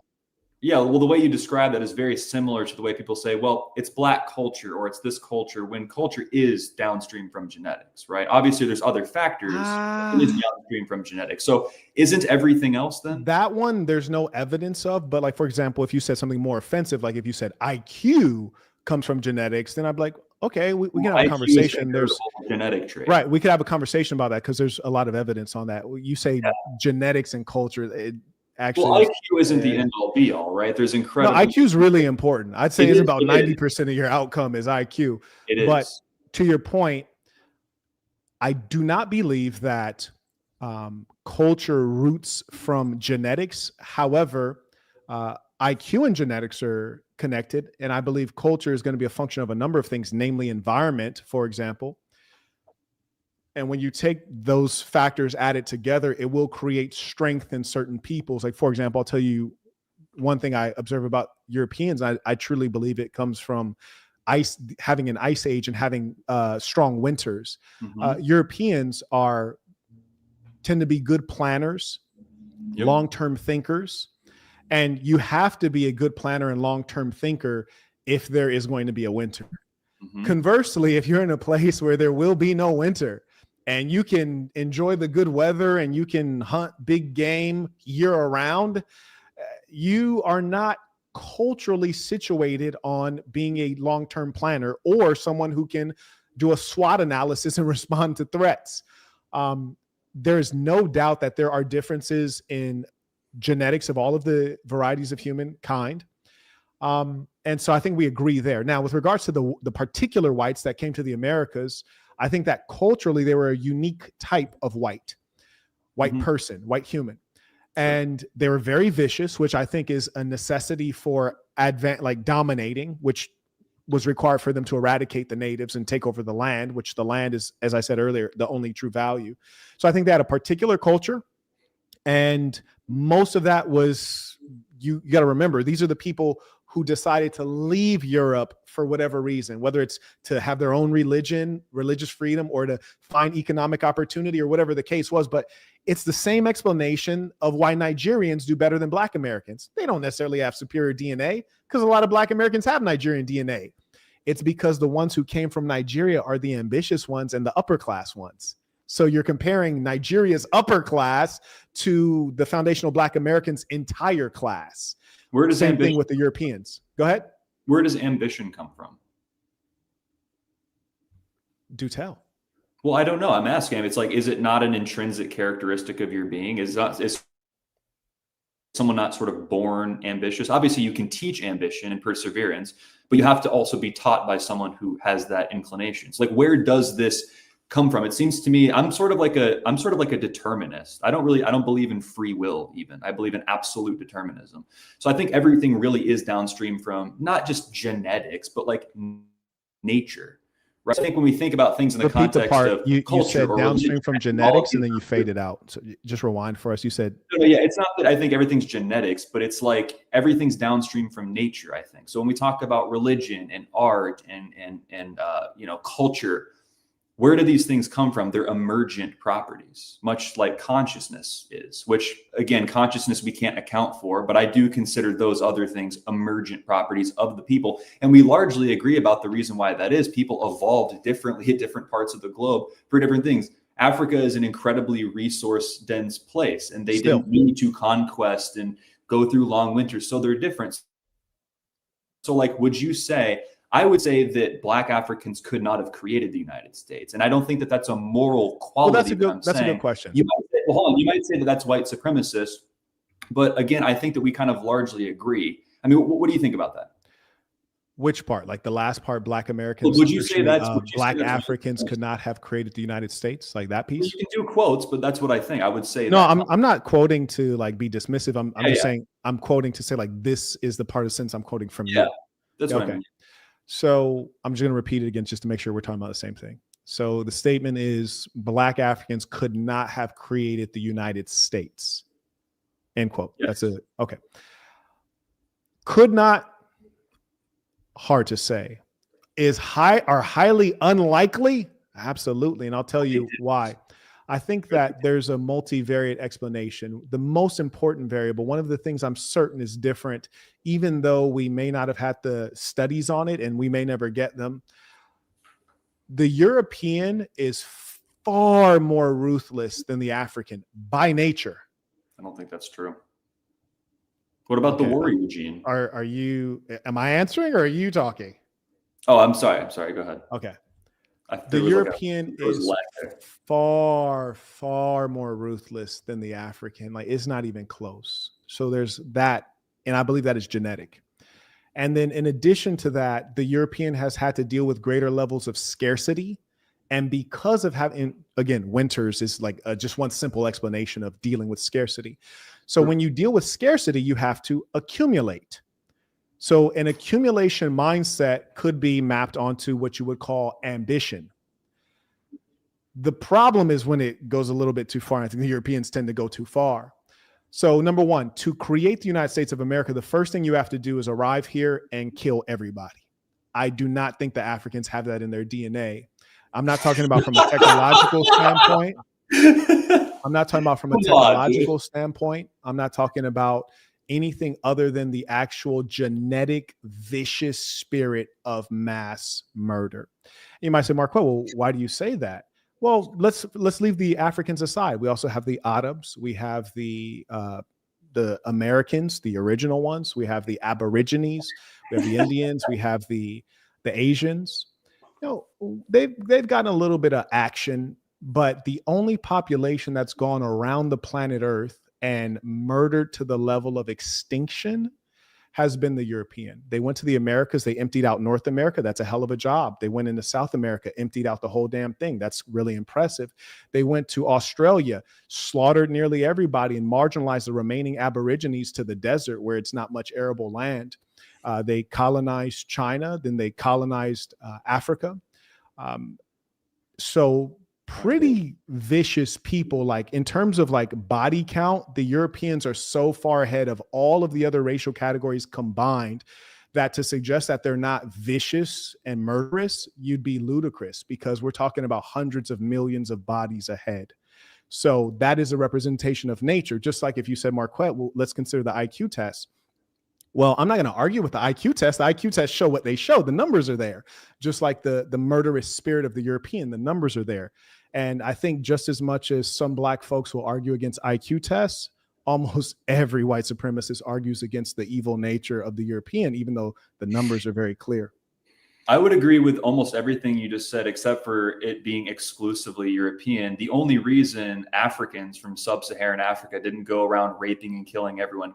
We got to stop. We got to be careful with the R word. RAPing everyone and killing everyone and conquesting is because they didn't possess the necessary technology to do so. And that's so obvious to say. I've never said that. What about the people in the Americas? Is that true of them and the Arabs and the... Sorry, you interrupted. Go ahead. I'm saying, like, aside from the Blacks, because you'll notice when I gave my argument, I said aside from the Blacks, like all the other people groups. So did none of the other people groups have not... I think every people group has done all sorts of crazy, terrible things that we would. We're talking about scale. Right. Well, that goes to my original point, is that it comes down to the ability to do that. Yeah. So the Europeans were able to commit those atrocities on that level of scale because they had the required technology. If you gave the atomic bomb to sub-Saharan Africans, do you think we'd all be getting together in a circle singing Kumbaya? Come on, man, give me a break. So is your suggestion that the Asians have a lower IQ, significantly lower than the Europeans? What? No. Okay, very They good. have a higher IQ. They have a higher IQ. Okay, great. So now let's take that. So you basically suggested that none of the other human populations have created mass murder at scale because they don't have the technology to do so. But you're talking while I'm talking. But the Asians haven't done that. And we look at the Chinese, they're a behemoth with 1 billion people. And they still have not committed the colonial efforts that you see from the Europeans even to this day. So why are the Chinese not a warlike people the way you see But because they're actually more supremacist than no, white real people quick. Why are the These cases Chinese themselves. not a warlike people the way the Europeans are even today? I don't agree with I don't accept that at that. all. They're way more militant than we are. They're about Again, to. that's why, again, like in that, you really, I say racism is a deeply psychological thing because you become irrational. You just said that the Chinese are more militant than America. If you look at budgetary spending, does the Chinese budget come anywhere near the United States' budget on military? Yes or You're no? going to say a Chinese Okay, person. boom. So that's eradicated. That argument's eradicated. The American It's not military eradicated. budget, the American military budget is way higher than anyone else's. That's number Who one. runs the military? Then number two, if you look at military bases around the world, the United States has more military bases than most investigative journalists can count. You compare that to the Chinese, it's not even comparable at any level. Then number three, if you look at number of wars started, the Chinese don't even compete. No one competes. In fact, you could take the Western countries, which is to say the white countries, versus the entire remaining planet Earth, and there's no comparison because the white countries are very vicious and violent. Even if you look at right now, the United States is trying to provoke a war with which country? I think we could largely attribute that. Just real quick, though, I asked you a question right now. What country is America trying to provoke a war with? Well, hold on. Can we not address anything? I'm just asking you a question right now. I'm just making my argument. I'm asking you a question. To provoke a war with? Yes. What country is America trying to provoke a war with? Well, it depends on what you mean. I mean, we're owned by a foreign nation, basically. So what do you mean? Which is also a nation of white people. So anyways, the point is America's trying to provoke a war with Venezuela right now. So they don't say that. It doesn't matter what they say because I could say that I'm a white woman, but I'll still be a black man. So what people say is irrelevant. The genetic evidence is there and the phenotypical evidence is there. It's not even an argument. It's really ridiculous to consider that. The only reason that white supremacists consider that the Jews are not white is to separate themselves from the Jews. That's it. But they're just a different ethnic group within the white bucket. That's all there is. Just like, for example, there may be some black peoples I don't like. I'm not going to name any right now. I'm not going to name them, but I'm not going to say that they're not black because that's a lie, and I'm not a liar. But we often see that white supremacists lie. Is Nick Fuentes white in your view? He would fit in. So there's three racial categories as far as I'm concerned, just to keep it simple: Negroid, Caucasoid, Mongoloid. He would fit most neatly into the Caucasoid category. But if I were a white supremacist, like a real one, like for example, let's just say I was from Sweden. If I was a Swede, I'd be like, nah, bro's a Latino. And I'd say that on the basis of his height being quite short. And I'd say that on the basis of his mixed blood. And if I was a white supremacist, ideally, I'd want to be in Europe and I'd want to have pure blood. And I'd probably say the Americans are like mongrels anyways. Like those are not really like, they're like messy. The height and the skin tone thing, that's really superficial. But he's more like a Jew is, an Ashkenazi Jew. So I don't know. Yeah, also, I completely reject the idea that Jews are just casually categorized as white. I think we just skipped over that way too quickly. Oh, that's not even a sophisticated topic. I mean, to say that the Jews are not white would be like saying that the Bushmen are not African. Like, I'll give you an example. I happen to know a lot of Jews. I know quite a bit of them from around the world. Yeah, I do. I know a lot of them. I know Jews that are literally blonde with blue eyes. And I'm not talking about bleach blonde like most white women are bleach blonde. I'm talking about literally blonde hairs growing out of their scalp and in their eyebrows, and they have blue eyes. In addition, I know Jews that are redheads. Yeah. So the idea that Jews are not white it's just utterly ridiculous. Like, to make that argument, again, just real quick, I want to reiterate again, and I've tried to be racist. I hope you guys know every black person has probably at some point tried to be racist. This is not in our nature. And certainly for me, it's just irrational. And the idea that a Jew is not a white person, when you hear white supremacists say that, that's when you know that they're irrational people and their high IQ has served them not at all because their emotions overwhelm them. To have a person who's blonde with blue eyes or a redhead with green eyes and say that they're not white is ludicrous. If they're not white, what are they? Well, but again, that's just another like mute, condescending point. Like the most prominent Jews throughout the world don't consider themselves white, and most of the prominent rabbis. It doesn't matter. Bruce Jenner doesn't consider himself a man. Like, really quick, what you consider is irrelevant. You said the phenotype. Jews don't phenotypically look like Germanic people. They look like a completely distinct group of people. Your own brother doesn't look like a Germanic person. Respectfully, no disrespect. We both look German and English. Like if you look, that's not true. That is not true. And just side note, respectfully, the English are not good-looking people. I wanted to say that earlier. I was holding it in. The English are not the best of Europe. Okay, I'm talking about the women here, but yeah, they got messed up teeth. That's besides that's not what's taking them out of the game. They do have messed up teeth. Reach past this because getting into the arbitrary nature of what constitutes a Jew, because it's a matrilineal thing. It's ethnic and religious. So even if your mother's mother's mother was half Jewish, you are a Jew. So you identify with that tight ethnic group. So you might have blue eyes and blonde hair, but again, we're talking about things in terms of identitarian movements, right? What is a Jew? It's an identity, right? So again, it gets into the arbitrary nature. We can talk phenotype. No, because they say that it goes through blood, right? So that will make it a biological reality. Yes, if you would just give me one moment here, I'm just going to see if some of the folks have questions for you guys. Shout out to Candace supporting the work. Always love to see the women supporting, even though my guests tried to take away your right to vote. Shame on them. I just want your husband to be able to beat you. Like, you can vote. Psych! Anyways, carrying on. Shout out to someone else had just became a member. We appreciate you. That was Mr. Steven. He just became a member at thesassin.com, THESASN.com. Simply click join. May also acknowledge Maurice, who came in using the Stripe link in the description. Shout out to Malik. He writes, "Peace of the Saints. The Marquette suit is absolutely flames, just supporting good work." I appreciate you. Shout out to the people who actually support this phenomenal conversation. I also acknowledge Caleb. He writes, "There it is.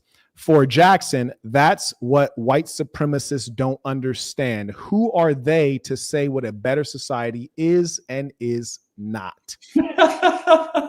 Agree. Yeah, that's true. That's true. You should go back there then. Jackson writes, "Have you looked into whether or not the black societies were peaceful or tumultuous before the European colonizers arrived?" No, they were getting along very well. They didn't have genocides or anything. Singing Kumbaya, and the white people showed up. And Marquette says they were peaceful while the Europeans and all the other races were I actually did not say that. Well, you said it's unique to European. No, I'm saying the inclination to commit genocide and to mass RAPE, that is a European thing. The Chinese haven't done it. The Arabs haven't done it. The blacks haven't done it. And the Aborigines haven't done it at scale. And so what we have to acknowledge is that we're all human beings, which is why we can procreate with one another. We're the same species, but just as if you look at canines, different breeds have different inclinations. So for example, we know that the poodle is an intelligent canine. We know that the bully breeds, the pit bulls, they can be violent, like unexpectedly so sometimes, devouring toddlers and even sometimes mauling their own owners. And there's just no doubt that the European is the bully breed, and it's been shown, evidence over and over again. And I think it's very almost embarrassing to laugh at that, just because we're talking about hundreds of millions of lives lost to European violence. And if you bring up the violence, it's just not the same scale. I have to respond, because we're laughing because of your condescending tone. You're saying that brutality is unique to white Europeans. I never said that. I never said it's unique. Shout out to Black Issachar. people had the ability to develop the same level of technology. They would have killed everybody on the planet. Give me a break. No, we told you that. You said that Asians have higher IQ, and I said, well, then why have the Asians not murdered at the scale that the Europeans have? What's your answer? They've also committed atrocities. I said, why have the Asians not murdered at the scale that the Europeans have? And let me tell you why that's a brilliant question that you cannot answer. It's a brilliant question because you said the reason the Africans didn't do it is because their IQ was too low. I said, okay, well, earlier I set you up. I said, do the Asians have low IQ? And you said, no, the Asians have higher IQ. I said, okay, fantastic. And then later on, you stated that the reason Europeans were able to murder at scale is because they have high IQ, and that yielded good technology, murder technology. So then I said, well, then why is it that the Asians, who are superior in intellect even to the Europeans, why haven't they murdered at scale? It's because may I respond? It's because it's not in their nature. So I'm going to give you the question. I'm going to give you the question real quick. I'm going to just restate the question. The question is, why have the Asian populations not committed mass murder, genocide, and mass RAPE at scale in the way that the Europeans have done around the world, if it's not a unique trait to the Europeans? I'll do my best at answering that question without really knowing a succinct answer. But I wanted to say, I did not bring up IQ. I asked you, where does ambition come from? And then you brought up IQ. No, this was unrelated. This was a different time. So I don't appreciate this. Okay. All right. Well, again, okay, I guess we'll disagree. That's fine. Why haven't Asians committed genocide at scale? Because they're way nicer and Europeans are evil, I guess. It's fine. Like, fine. No, you can try to give an answer. You can try to argue against it. It's impossible. But Give an answer. if I grant that is true, then you completely believe the race realist perspective, like, which is fine. I mean, we can say that. You have a defense of the nature of the European ruling class? I reject the idea that committing atrocity is an exclusively European characteristic. I think that's a straw man. That's not the argument. The argument is that the Europeans have that trait much stronger. Yeah, because they developed that level of technology. That's the whole point. What do you say to that? I already addressed that. Okay. Do you think that the Chinese are technologically behind the Americans? No, they've mastered replication, but not innovation. Most of the replication. You know what? I like what you said, and I think that's my fear. That's my fear for our country, is that mentality, because that used to be true, and I fear that and I'm going to say our white supremacy, because unfortunately in the hells of North America, we're in the boat with you guys. And I think a lot of us believe in the white Anglo-Saxon. Would you rather be here or Africa? Do you want me to, you mind if I answer the question I asked? I'm just curious to know that. No, I'll address that. That's a good question. I will absolutely address that. And I think that's a valid question. I think that's a valid question. Okay. But I'm going to address the piece right now with regards to China. And again, just so we all know, have either of you been to China? No. Nope. Okay. I've been to China many times. I know. That's why I'm qualified to speak on this topic. Because I've done the research. No, because I've done the research and I've done business there, and I've been there many times. So that makes me a more qualified speaker. That's just the truth, respectfully. Right. That's just the truth. Yeah. So you haven't been there. You've not been. Yeah. But if you guys are being honest and reasonable, you can say, Marquette, you're right. You're more qualified. I mean, there's nothing wrong with that. No, that's wrong. Oh, you guys know more about China than I do. No, that's not what I'm saying. You don't. No, I'm just trying to feel like, where did you guys go to university? Marquette. Let's. My name is pronounced Marquette.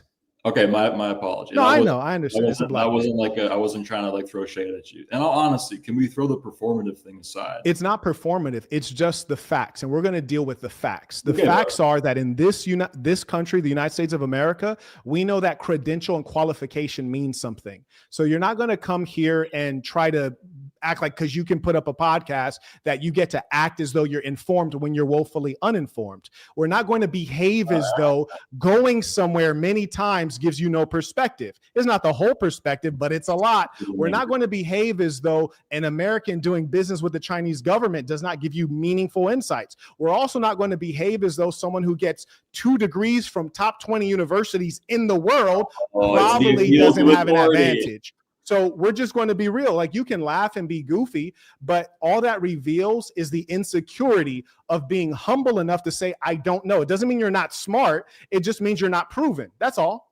I can both say that I don't know and also say that's an appeal to authority, which is a logical fallacy. And you went to Berkeley, so you should. No, that's not a logical. That's not a logical fallacy. And authority does matter. You're misapplying that, unfortunately. So are you suggesting that in your country, the United States of America, you don't think it's highly likely that someone with 2 advanced degrees from top 20 universities is probably more informed than someone who's... Okay, good. So then let's deal with the generalities, because that's what white supremacists often deal in, generalities. And let's deal with the generalities, right? Right. Now, my bad, dude. My bad. Dude. Let's deal with the generalities. Do I have to visit somewhere to have an opinion on it? Is that the... No, you can have an uninformed opinion. You've already done that. You don't have to visit to have an uninformed opinion. But what I'm pointing out to you is that it's very arrogant to be so strongly invested in a certain perspective of South Africa. You haven't even touched down in South Africa, much less the African continent. You know so much about China. You've never even been in China. You don't know how behind we are. So, for example, the reason that Donald Trump resonated with me when he said, make America great again, is because I'm a great patriot. And when I had an office in South Korea, I hated the fact that the South Koreans on our tax dollar were more advanced than we are. I hated the fact. I know what the state of South Korea is. I know what the state of China is. I was in the software business. And if you know anything, you know that government innovation, especially in weapons, often comes from private industry. Which private industry? Probably software, probably aerospace. You look like a goofy child. Don't represent yourself like that. Don't do that. No, really, don't do that. Is this like you're going to throw a temper tantrum? No, you just look foolish when you're laughing because you're ignorant. You shouldn't do that. And this is you're the example of what I was talking about earlier. I said the quality of the white man is declining. That's why we're in trouble. Mark, where did you go to university, Jackson? I'm not going to play this game of opinion. It's not a game. I'm just asking you who you are. Marquette, where did you go to university, Jackson? I'm not talking about that. Marquette. Jackson, you don't have to hide. You're an honest man. I'm merely asking you about yourself. It's an interview. Where did you go to university? Oh, I didn't go to college. I don't think that you have right. And Jackson, here's the issue. The reason that you want to laugh, the reason that you want to laugh is because you feel inferior because you didn't go to college. The truth is, it doesn't matter if you did or did not go, but the fake laughter does not erase the fact that you just tried to hide. If you're being interviewed, you know you're going to be asked questions. So the fact that you don't want to answer a basic question, it just shows that there's something you're hiding and it's problematic. Here's what I'm saying about the white man today. The problem is that they make fun of the blacks and say the blacks are down here. Fair enough. But the whites have fallen as well. If you look at illegitimacy rates in the white family, they're skyrocketing. You're having white single moms. You're living in the same way that the blacks are living that you like to disparage. So all I'm saying is just be honest, which I know is quite a task. Okay, be honest. If this was an interview, we have to be given the opportunity to actually say something. You've been taking up most of the space. You didn't even want to answer the question I just asked you. So please don't try the deceit. It does not work. Marquette, you didn't answer the thing we said 10 minutes ago. I mean, let's be honest. Do you recall when I was answering the question, your brother interrupted and I said, may I answer the question I was asked? And then you started cackling like a girl. One of the things we're trying to say is that you don't have to experience something anecdotally to have a perspective on it. So I reject this appeal to authority point of view. I don't have to visit China or South Africa or wherever to have an opinion on it. You seem to be very defensive of that, though. It's kind of, I don't understand what's going on there. It's because you think that you're using the logical fallacies correctly and you're misapplying them. And that probably is because you did not learn them in a formal setting. You see, if you learn logical fallacies in a logic class, which was actually a philosophy class at the University of California, Berkeley from an expert, you're going to learn it really well. Whereas in your case, you're misapplying it. You're suggesting that someone who's been to China many times and done business with the government there in the software vertical doesn't have any advantage on you when speaking about China. That's just foolishness. And it's because you're arrogant that you can't concede the simple and obvious. Okay, so does a black person have to experience slavery to know that it's wrong? Give me 1 sec. I need my charger. Give me 1 sec. Yeah. Charge up. Hey there, I don't know where my charger is. Would you be kind enough He's calling his white through my office and see if it's in there? I think that's where it is. If it's not in the office, who knows? Okay, thank you. Bye. Okay. Is that your white slave? Oh, you saw the Burton Plantation? Yeah. Oh yeah, thank you. I appreciate that. We'll have to talk about that at some point. But anyways, I yield the floor, unless you wanted me to answer a particular question. Well, I feel like we got trapped in the weeds there for a little bit, got a little emotional there. But all we're asking is that I have to take issue with this idea that you have to experience something anecdotally to have an opinion on it. How would you? Let me ask you a question. Let me just ask you a question. Let me ask you a question real quick. Respectfully, you've been talking for a long time. Please. Let me ask. I just said let me ask you a question, so that means I'm going to give you the floor to talk. Isn't that what that means? It cut out. I couldn't hear you. Sorry. I said let me ask you a question, which means I would give you the floor to talk. Your questions are more like diatribes, but go ahead. Well, I noticed that you've been very sensitive throughout the entire time. You've felt as though you were attacked. I'm not the one screaming and yelling the whole time, but go ahead. Well, I know you usually resort to the fake laugh, which I've seen at least 7 times. It's not a fake laugh. I actually am entertained, but go ahead. I don't think you're entertained. I think you're mostly embarrassed. If someone asks you where you went to university and you say, I refuse to answer that, but you're in an interview, literally it's about you. I'm a college dropout. I just said I didn't go to college. Yeah, but why did you not want to answer the question? You've exposed me. Why did you not want to answer the question? Because I was trying to answer something you said 10 minutes ago. So you're saying you didn't want to answer that question because you were trying to answer a question from 10 minutes ago? Dude, we're jumping from topic to topic. Like What I'm trying to is- answer something you're saying from 10 minutes ago.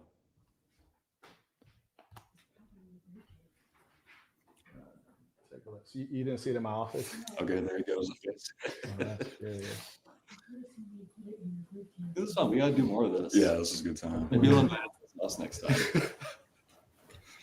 That is interesting. So you did check in my office. I'm good. Yeah. Did you check in the foyer? He's Like right before the stairs? Yeah, I checked it too. That's curious. Do you have Check any the pets? porch room. I just did that. Oh, okay. Do you have any pets, Marquette? Say that again. Do you have any pets? I feel like you have a bird. No pets. No pets. They are alive. Okay. Let me see if the audience sent in some questions. I trust that they did.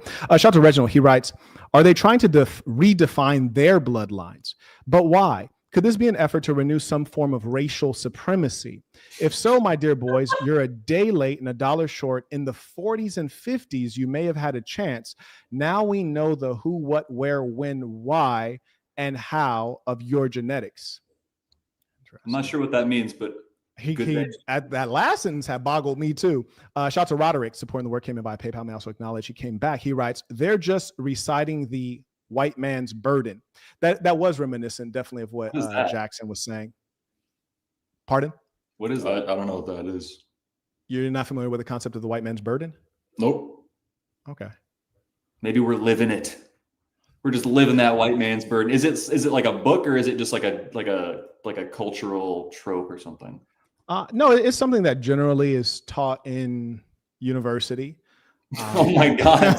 No. And I don't say that to be You know what else disrespectful. is It's just like feminism? there's All certain things that are usually taught in like the 6th grade, like the book The Giver. It's like in American Standard, they'll teach you in the 6th grade. And the white man's burden is generally taught in university in your first year, just because it's a little off color for most people who learned about the Thanksgiving bit, which was false. Can you read it? It's small. Read it in your Marquette voice. Yeah, I'm going to enlarge it in a moment. So I don't know how to read. I want to get a better resource for you guys. I never learned to read. That's okay, here we go. I'm going to enlarge this for you guys. All right, here we go. White man's burden is a phrase that refers to the 19th and early 20th century racist and imperialist idea that European colonial powers had a moral obligation to civilize non-Western peoples. And so this is obviously speaking to what Jackson was referring to in terms of embedding the whites among the blacks too. Isn't that what assimilation is? No, sir. Okay, well, what's the difference? Because one is one way and the other is imposed by force, or what? So assimilation is the concept that a non-native people would come among a larger group and fit into that group. Whereas colonization is actually quite the opposite. The non-native people come in and take over the other group. But how is that they're quite opposite? Already colonized. That's what I'm saying. I'm just saying, like, wouldn't it just be assimilation at this point? Repeat the whole sentence, please. Well, the United States has already been colonized. We're past that. I don't have any desire to leave or colonize anyone. So at this point, wouldn't it just be a matter of assimilation rather than some like weird? Oh, like, he wasn't referring to the person who sent in the PayPal was not referring to the United States. Rather, he was referring to Jackson's remarks on whites in Africa. Shout out to Reginald. He writes, what a tangled web you weave, Saint. Let them continue to expose themselves. Gotcha. This guy. Shout out to Calvin. He writes, pieces saying, shout to the big homie. And also acknowledge Trayvon. He writes, question for Jackson. If black people traveled to Europe embodied over 600 million whites, that's a lot of whites. Would that be okay because blacks are just trying to spread their DNA? It cut out there for a second. Sure. I'll just reread it in full. The gentleman writes, if blacks traveled to Europe embodied over 600 million whites, would that be okay because blacks are just trying to spread their DNA? Spread their DNA. No, that wouldn't be right. I don't think that's what white people do either. And we're not defending that either. Yeah. And why am I not getting any questions? Everyone hates him. Give me racist questions. I'm not interested in bodying anybody. It has nothing to do with what I'm talking about. Unless it's in the booth. It's an interesting question, but I mean, hypothetically, I guess it's an interesting question. If he's saying like the same idea that I'm talking about, but in reverse, yeah. If Black people were able to travel to Europe and civilize like native white people, that could be a good thing. Yeah, 100%. And if they could do it, they would have already done it by now. So what are we talking about? You know what I mean? Well, I think we disagree on the nature of the populations because you said if they could do it, well, the Asians certainly could do it. You said they have good technology, and you said that they're intelligent, and also we know that they have the population to do it. Their population dwarfs the European population, so why haven't they done it? Well, intelligence, I don't think, is the main predictor of conquest. That's why I asked you where ambition came from. Then you brought up IQ, which is correlated to a lot of things. But it's not like is a really good artist a high IQ person necessarily? No, there's inventive. What's that? I'm sorry, I was just informing someone. I apologize. I was just telling them that I found an alternative for electricity. Go ahead. So like a really good artist, right? Does that mean that they have a high IQ by necessity? It's like, no, they possess a characteristic that is distinct from like mental faculty and memory and whatever constitutes IQ, right? So obviously IQ is correlated with all sorts of things, like whether or not you'll end up in jail, whether or not you'll get married once or twice or have kids out of wedlock, all sorts of these things. But IQ isn't the end all be all. That's why I brought up the characteristic of ambition, not IQ. Because I would say, and I think your note on ambition, and you'll recall, is that that's essentially a euphemism for the ruthlessness, which is inherent to that population because they come from a place where they experience scarcity, which means they have to compete for resources and they have to accumulate resources and be rational and do it in advance. And well, so I think that's where that comes from. Let's say that I accept that. Where do we go from here? Because then we just kind of agree. No, that's a really good question. Where do we go from here? And that was actually the question I started off with, which is like, if you had a magic wand, because when we can figure out where do we go from here, if we figure out what the outcome is, magic wand, then we can identify the steps. And that's why I wanted to get really clear on what that would be. That's why I want to know what you're asking with the magic wand, because the whole concept of absolute power corrupts absolute. You're saying, what really motivates Forrest? What would I do if I could control everything, the laws of nature, if you will, right? But like, to me, it would just be like, everyone would just be happy and get along. So, I mean, I don't know, maybe you could say I'm lying. Maybe you could say that that's not true or naive, but if we're saying a magical godlike power, that's what it would be. But if you're saying in practical application, what would my response be to race relations and women and Jewish occupying our government? So it's like, we're talking about like, what would it actually look like practically versus what would a magic wand do? So that's why I kind of wanted to clarify that. Well, what we know is going on is different than where do we need to go to. And so the magic wand idea is based on where do we need to go to?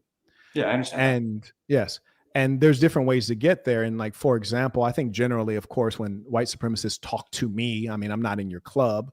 So that would, again, I just certain the label. I understand. And I just want to also note for the public, I am not identifying Forrest as a white supremacist. You're identifying him and you have it in the title, but it's fine. No, the title was actually there like several days ago, like before we even talked. So I just want to be honest with everyone. Down for days. I want to be, no. I just want to be honest with everyone that that title was already there. And I just, instead of taking out the extra time to create a new link, I just use the existing link. And so I apologize. I apologize if you feel like I misrepresented you guys. That's okay, but you put it there because you knew you were. No, days ago I put it there because there was someone else I was going to talk to on this topic. Oh, a different white supremacist. Okay. Different set, yeah. And I saw what you were saying, and I'm very sincerely interested to know what you folks really believe, because sometimes people will be on Instagram and they'll say the N-word hard R on Twitter or IG, and they'll say it to get views. But I think some of them are maybe not rabid racist, and some of them are. And like I'm always curious to know, what is the pulse, because I'm not white and you're going to get a different sense of things. And I want to know what's going on. Well, a lot of times when people ask us questions like that, what they're asking is like, are we in the same club? Do you hate me? If it were up to you, would I just die or something like that? And the answer is no. And I mean, you can take that as honest, or you can just assume there's some sort of cloaked agenda. I think that the answer is no for you. And I also think that your brother there, if left to his own devices, would create mass murder. I think maybe it's just because Okay. I smile more. Is that what's going on? Because we don't really disagree. One of the first things I said, in the interview as the bedrock for my now transforming ideology is, how do we better society for everybody? I have no interest in killing anybody.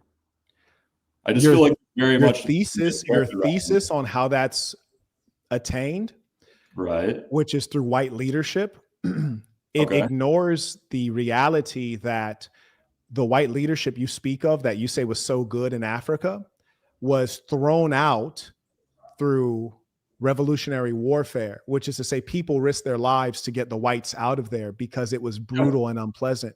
So your thesis that colonialism was a good thing and that there was a happy Africa under colonialism would suggest that you'd be willing to reestablish that. And that can only be reestablished through violence. And so just the fact that you're able to psychologically skip over the fact that it was thrown out lets me know that you'll probably try it again, and that would require mass murder. And I'm not saying you're a particularly bad person. I'm just saying that you are representative of the vicious white ruling class. Okay, I didn't neglect the fact that they were overthrown, nor did I say that Africa was just happy because it was ruled by white people. It's obvious that under any sort of regime, there's going to be no shortage of human rights abuses. That's not what I'm saying. I wouldn't say that just because white people are in the area that everything's just going to magically be perfect overnight. I'm saying that overall, I think white people build a certain texture of society, and I find that texture to be more preferable. That doesn't mean that I want to go out and kill people. I don't understand how you're characterizing it that way. And if you're telling me it's the same way, I'm just going to respond since he spoke. I'm just going to respond since he spoke, and do remember what you were saying, and I'll just come right back to you. And I did give you a heads up that we'd have to like extend the interview just because there's two of you guys.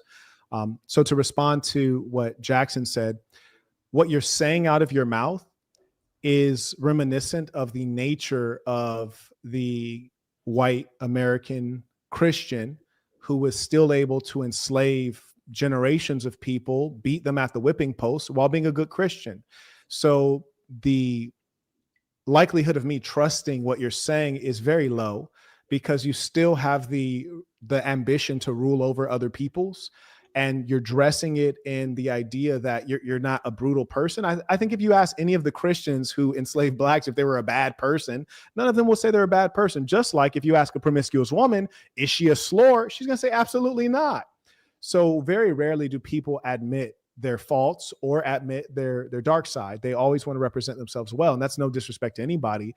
That's just, you said that you prefer colonization, and colonization is something that is only done through violence. Well, the only places in the world where you can still buy slaves are not white countries, and that's because white Christians abolished slaves. So what is that? Is that a culture? I'll be honest with you. I'll be honest with you. European DNA? What is that? I will be honest with you, Forrest. I have been fascinated with the idea of buying some slaves just because of the sheer level of productivity I could get, right? I get that you're joking. I get that you're joking. But I want an answer. No. I'm not joking. I'm serious. So okay. I'm serious. So I've been researching, where can you acquire slaves? And often Mauritania comes up as a place where you can acquire slaves. Of course, Libya. And this was a direct result of the Barack Obama administration with Hillary Clinton at the head of the foreign policy on Libya. And I'd say in all of those cases, it's pretty much a lie, except in Libya, there were open slave markets, which is basically an Arab country. And still in various parts of the Middle East, they don't have actual slavery, but they don't have de jure slavery, but they have de facto, like, I think slavery will be strong, but they treat people way worse than you'd be treated anywhere else in the world. So I think that's the closest you can get, is parts of the Middle East plus Libya, which are all essentially Arab, in some cases Muslim countries. So why did white Christians get rid of it first? Why did white Christians start it? White Christians didn't start slavery. Are you serious? You think slavery? I'm very serious, and I'll answer your question. Jesus got here? I'll answer your question. So number one, you think slavery started after Jesus got here? So I'll help you. When you say white Please. Christians ended slavery, the truth is white Christians stopped the slavery that they were doing. So to be clear with you, if you tell me, hey, Marquette, are you not thankful that the white Christians, gave you a bandage on that big wound that you had in your back? I said, yeah, I really appreciate that. The only thing better is if white Christians never stabbed me in the back. That would be the only thing better than that. So I think it's very disingenuous to suggest that white Christians are good people for stopping slavery. It's like, what about the hundreds of years that they enacted slavery? What about the fact that they started up the slave trade that they ended? Furthermore, this is worth noting, and I'm speaking from the facts, and feel free to contradict me with the words of a scholar. Dr. Mario Ariola, who's one of the foremost scholars in African studies, has written extensively, and I studied under him. And he specifically talks about the forms of slavery you mentioned, which is forms of slavery in the continent of Africa that predated transatlantic slave trade, which was done by the white Christians. That form of slavery was radically different, far less violent. You didn't inherit your status. It was typically not on the basis of ethnicity or race. It was on the basis of being a prisoner of war. You could buy your way out, and it was nothing on the order of what the Europeans did. So comparatively, to even use the same name is probably not a good idea. And that comes from the foremost scholar on that topic. Okay. I yield the floor. Okay, well, you're saying a bunch of things, but I mean, I want you to address it specifically. So I just said something that is for you to address, and I just addressed it with the words of a scholar, and everyone can Google Dr. Mario Ariola. You say a bunch of things and then ask a question and expect me not to go back and address the whole tirade you just went on, which I'm going to do. So I asked you, why did white Christians get rid of slavery first? And basically you responded by saying, well, they started it, so they had a moral duty. So I'm not gonna say thank you. I didn't say they had a moral duty. You basically effectively said, I'm not going to thank someone who created it. And that would be a contradiction to my initial statement. Had slavery been exclusive to white people, which it's not. The word slave, you're from Berkeley, comes from Slavs. Slavs were enslaved first. It's not exclusive to whites. Everybody's enslaved everybody. So I don't want to do that whole sanctimonious thing. Why did white Christians make it the purpose of the law to abolish slavery before anybody else? Can you answer that specifically without citing other people? That's not true. That's not true. So who abolished it first? When you say it, you're referring to the slavery that white Christians created. They stopped their own slavery. But I'll also have you know two meaningful facts. Number one, while the British were stopping slavery, they were still buying the proceeds. They were still buying goods that were created by slaves. And you can actually Google and find that evidence is very clear. In addition to that, it's the evolution of economies. Even people who suggest that the Civil War was to end slavery, this is utter nonsense. The reason that slavery was easy to end at a certain point is because of mechanization, the cotton gin. So when you realize that you do not need huge populations of Black Africans working the cotton fields, then you stop enslaving them. Furthermore, from an economic standpoint, you start to overproduce a particular good. You have to have a market to sell it to. Of course, they're sending part of it abroad, but they also want a domestic market. And as much as that's the case, they needed to have more consumers, people who can spend money. And so you don't have the Black slaves working on the fields because we have the machines. We now turn them into an additional consumer class, albeit a second-class citizen. And it is the evolution of the economy. That would have never happened earlier on. It had to happen when the necessity for slavery became economically inefficient. And how did that happen? How did it become economically? Did you not understand what I just said? Yes, I did. I want you to be. I want you to. Then why would you ask that? So you're saying the Industrial Revolution essentially contributed? I did not say the Industrial Revolution, but saying it became loosely an easier way to understand it. Right. It became more lucrative to not have slaves, basically, in layman's terms. Is that kind of what you're saying? Therefore, there was nothing moral about it. It makes more money if we use a machine, free the blacks. Is that what you're saying? What is the point of your argument? Are you suggesting that like white people are good people because they stopped enslaving people? Like, is that the argument? It's bizarre. The whole question was, why did whites abolish slavery? And you went on this whole thing about how the Civil War. Answered your question 2 separate times. Hold on. You went on about how the Civil War wasn't about abolishing slavery. I gave you an analogy. Like I gave you an analogy of something that's the wrong assumption. Okay, but you didn't answer my question really. Why did white Christians abolish slavery? The cotton gin, is that your answer? I'll yield the floor for you to explain. I'm asking a question. I just answered it Not twice. And so educated. now I I didn't said, go to now I college. said I'm I'll yield the trying to floor learn. for you to answer the question. I'm trying to learn. I don't know the answer. I wasn't there, but I'm asking you because you seem very certain. You're that you repeating see- yourself. You don't repeat yourself, Okay. because I'm not going to repeat myself. Oh, because you already answered it. Okay. Well, I guess we'll leave it to the jury for review. Which Well, the jury, people in the jury were saying that you guys are playing dumb. I know what they're saying. Yeah. what other questions would you like to ask us, Marquette? Thank you for that. Let's see. We do have a live stream in 15 minutes, but Absolutely, absolutely. we're doing good here. Let me go see if the folks sent in any questions, and then I'll hop off. Shout out to Patrick. He writes, "You're a genius, Saint. These guys don't measure up." I also acknowledge Mark came in supporting the work via PayPal. Appreciate you, Patrick. Shout out to Charlie, writes, "Support." May I also acknowledge Joseph, writes, "Tuition. I received the shoes yesterday. They fit perfectly. Thank you." Oh, by the way, we had a giveaway, sasmbrand.com. We sent out some athletic shoes. We actually do what we say we're going to do. And may I also acknowledge Johnny. He writes, "Tuition came in via Venmo." May I also acknowledge via PayPal. Shout out to Reginald. He writes, "Whites with this mentality must be eradicated for the world to be a better place." God damn it. Wow, I would never say anything like that. That's I don't crazy. think you would say that. Well. I don't think you would say that. Black's at it again. Jeffrey writes, "Interesting. When faced with being intellectually outmatched, they default to sarcasm to shield their embarrassment." I also acknowledge Evan writes, "Peace Yeah, of the more saints." like an interruption. Oh, okay. I was just going to carry on real quick. He writes, "I would like to ask the two men you are interviewing a question." Okay, so he sent it via email. I'll come back to that. Finally, a question for me. I feel right, like right, the two men, yes. because he looks more Germanic. They're like, he's the bad one. The young man who said he was going to send a question, I literally don't see it, and these gentlemen have to go. So I don't see your question. Just please resend it right now. I just want to ask one quick. I don't even want to say quick. I don't want to lie. Who knows? It's up to you guys. But we'll start with whichever one of you wants to start. If there was one thing in Black culture, this is a two-part question. I'll just give you the first part, let each person answer, and I'll give you the second part.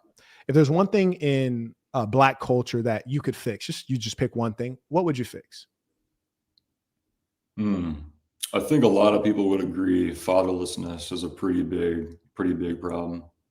You know, having the foundation of the masculine figure in the home is one of the most important things for any flourishing community. You know, it starts in the family and then it goes from there.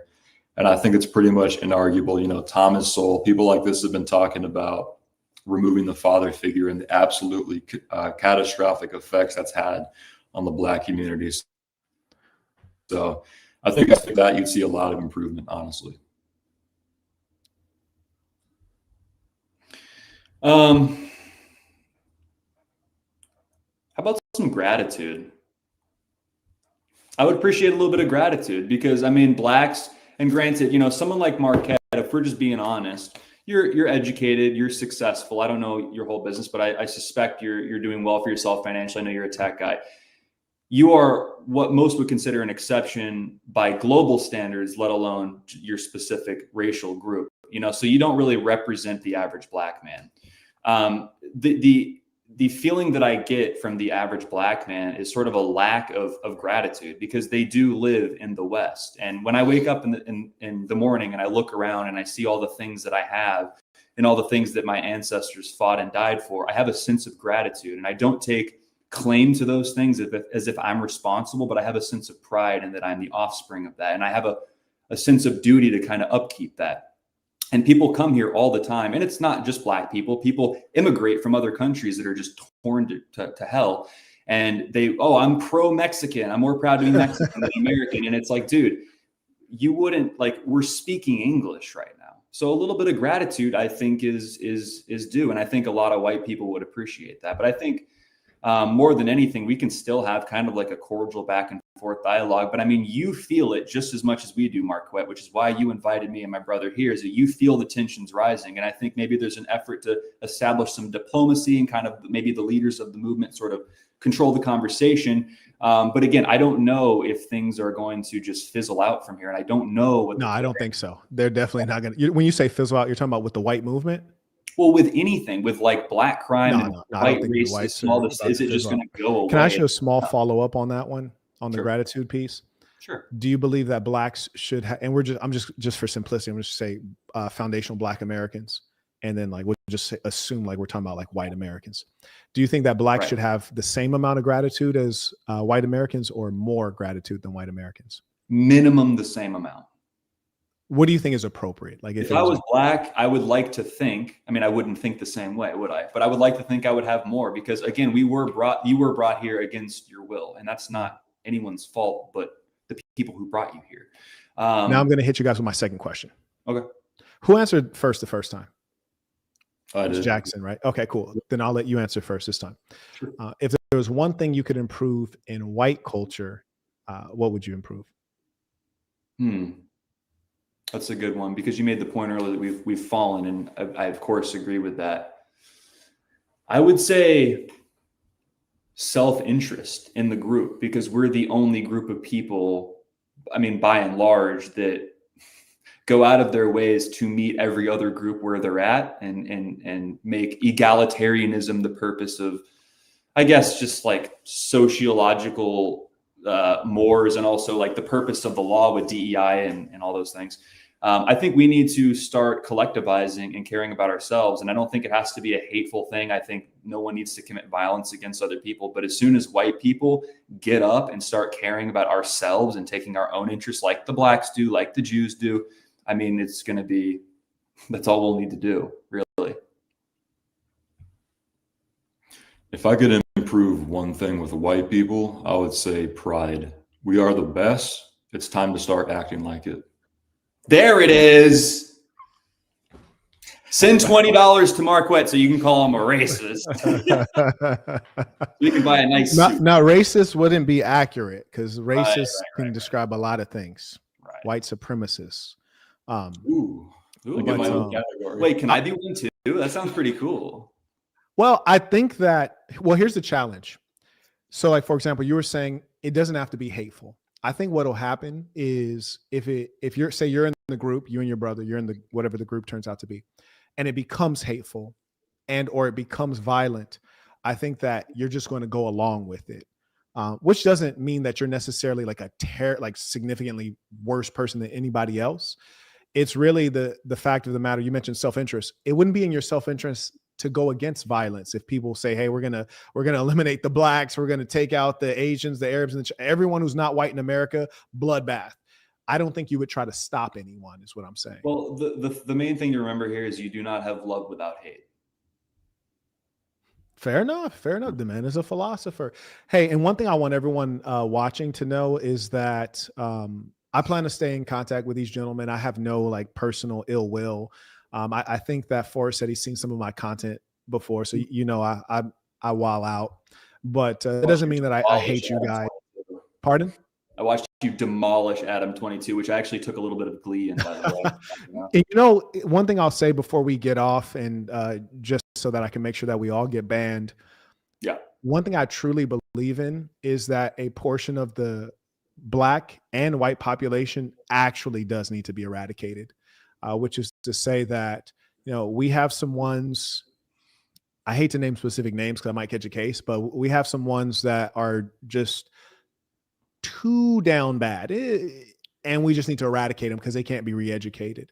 And I think there's violence here, Marquette. And I think there's a percentage of the whites that are too far down, and they also need to be eradicated. And from there, we can spring something worthwhile. Well, those are your words, not ours, but I hear you. Safe to say the white men aren't the ones calling for violence here. Good to know that. Well, do you want to join in? You don't want to join in? Yeah, I don't want to eradicate anybody. As I said before, no one at all. Okay, he's paying for trips back to Africa, ladies and gentlemen. He's paying for trips. Hey guys, I appreciate you. I appreciate you guys coming in. Shout out to Calvin. He writes, can you ask them about their take on IQ and temperament? If you guys got to go, just say you got to go. I don't want to. Honestly, this is. I mean, look, we're supposed to do a little time. We got like 7 minutes. Okay. IQ and temperament, dude. I don't know. Again, I will defer to people who actually study this stuff because Jared Taylor. I have somewhat of a bit of humility, despite what Marquette might think. But I don't know everything. I take some interest in psychology.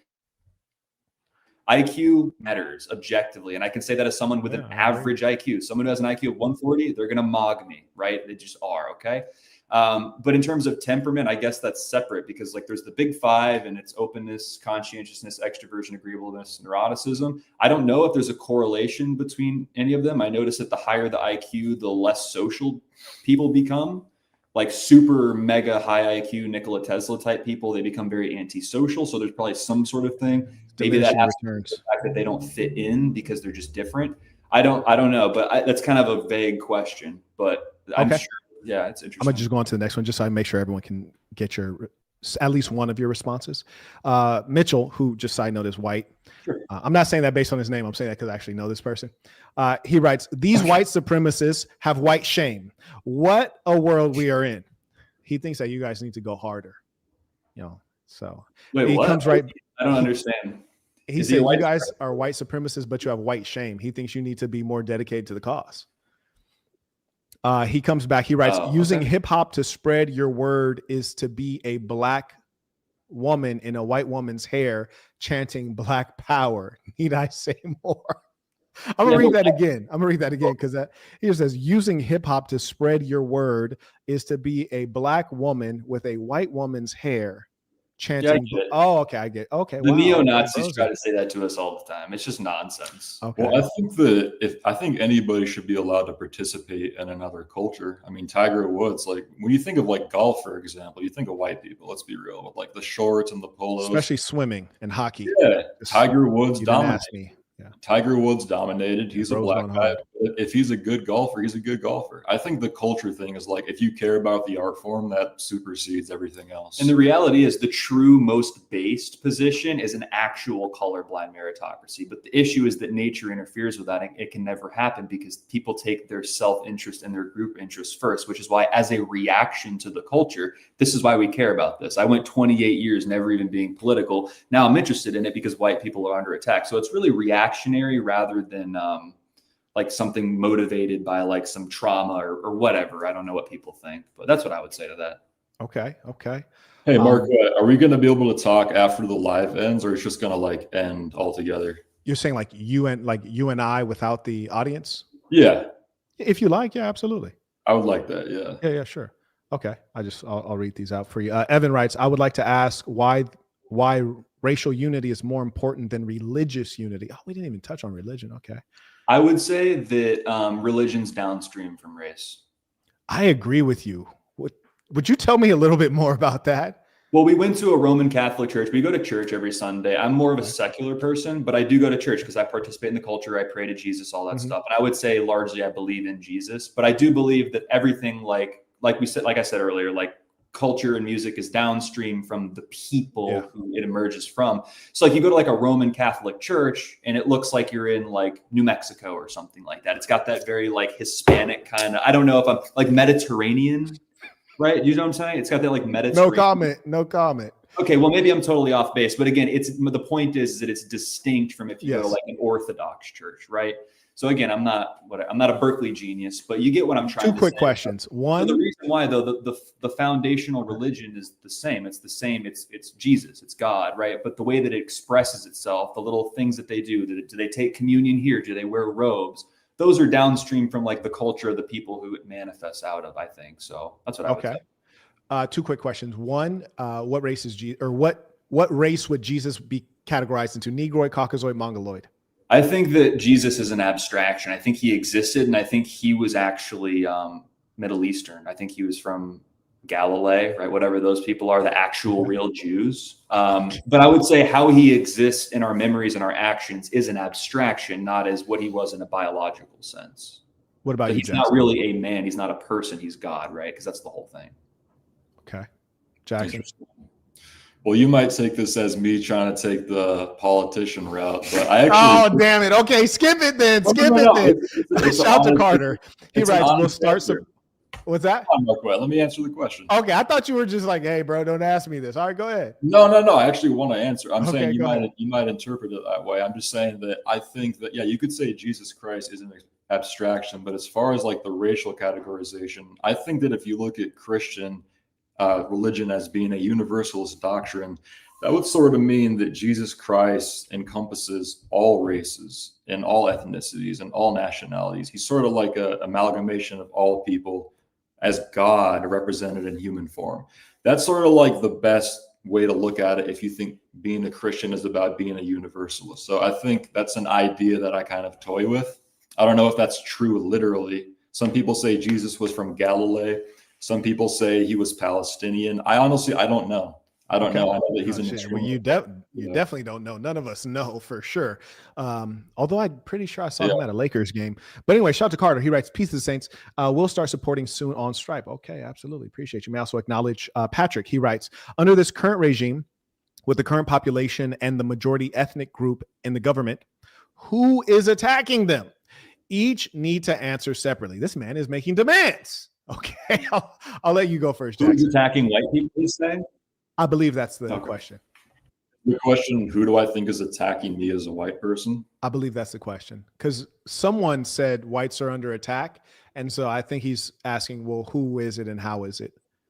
Well, I believe that there is a sort of multiracial participation in what people call replacement. Some people refer to it as like a conspiracy theory, but I see it as something that's happening literally in real time.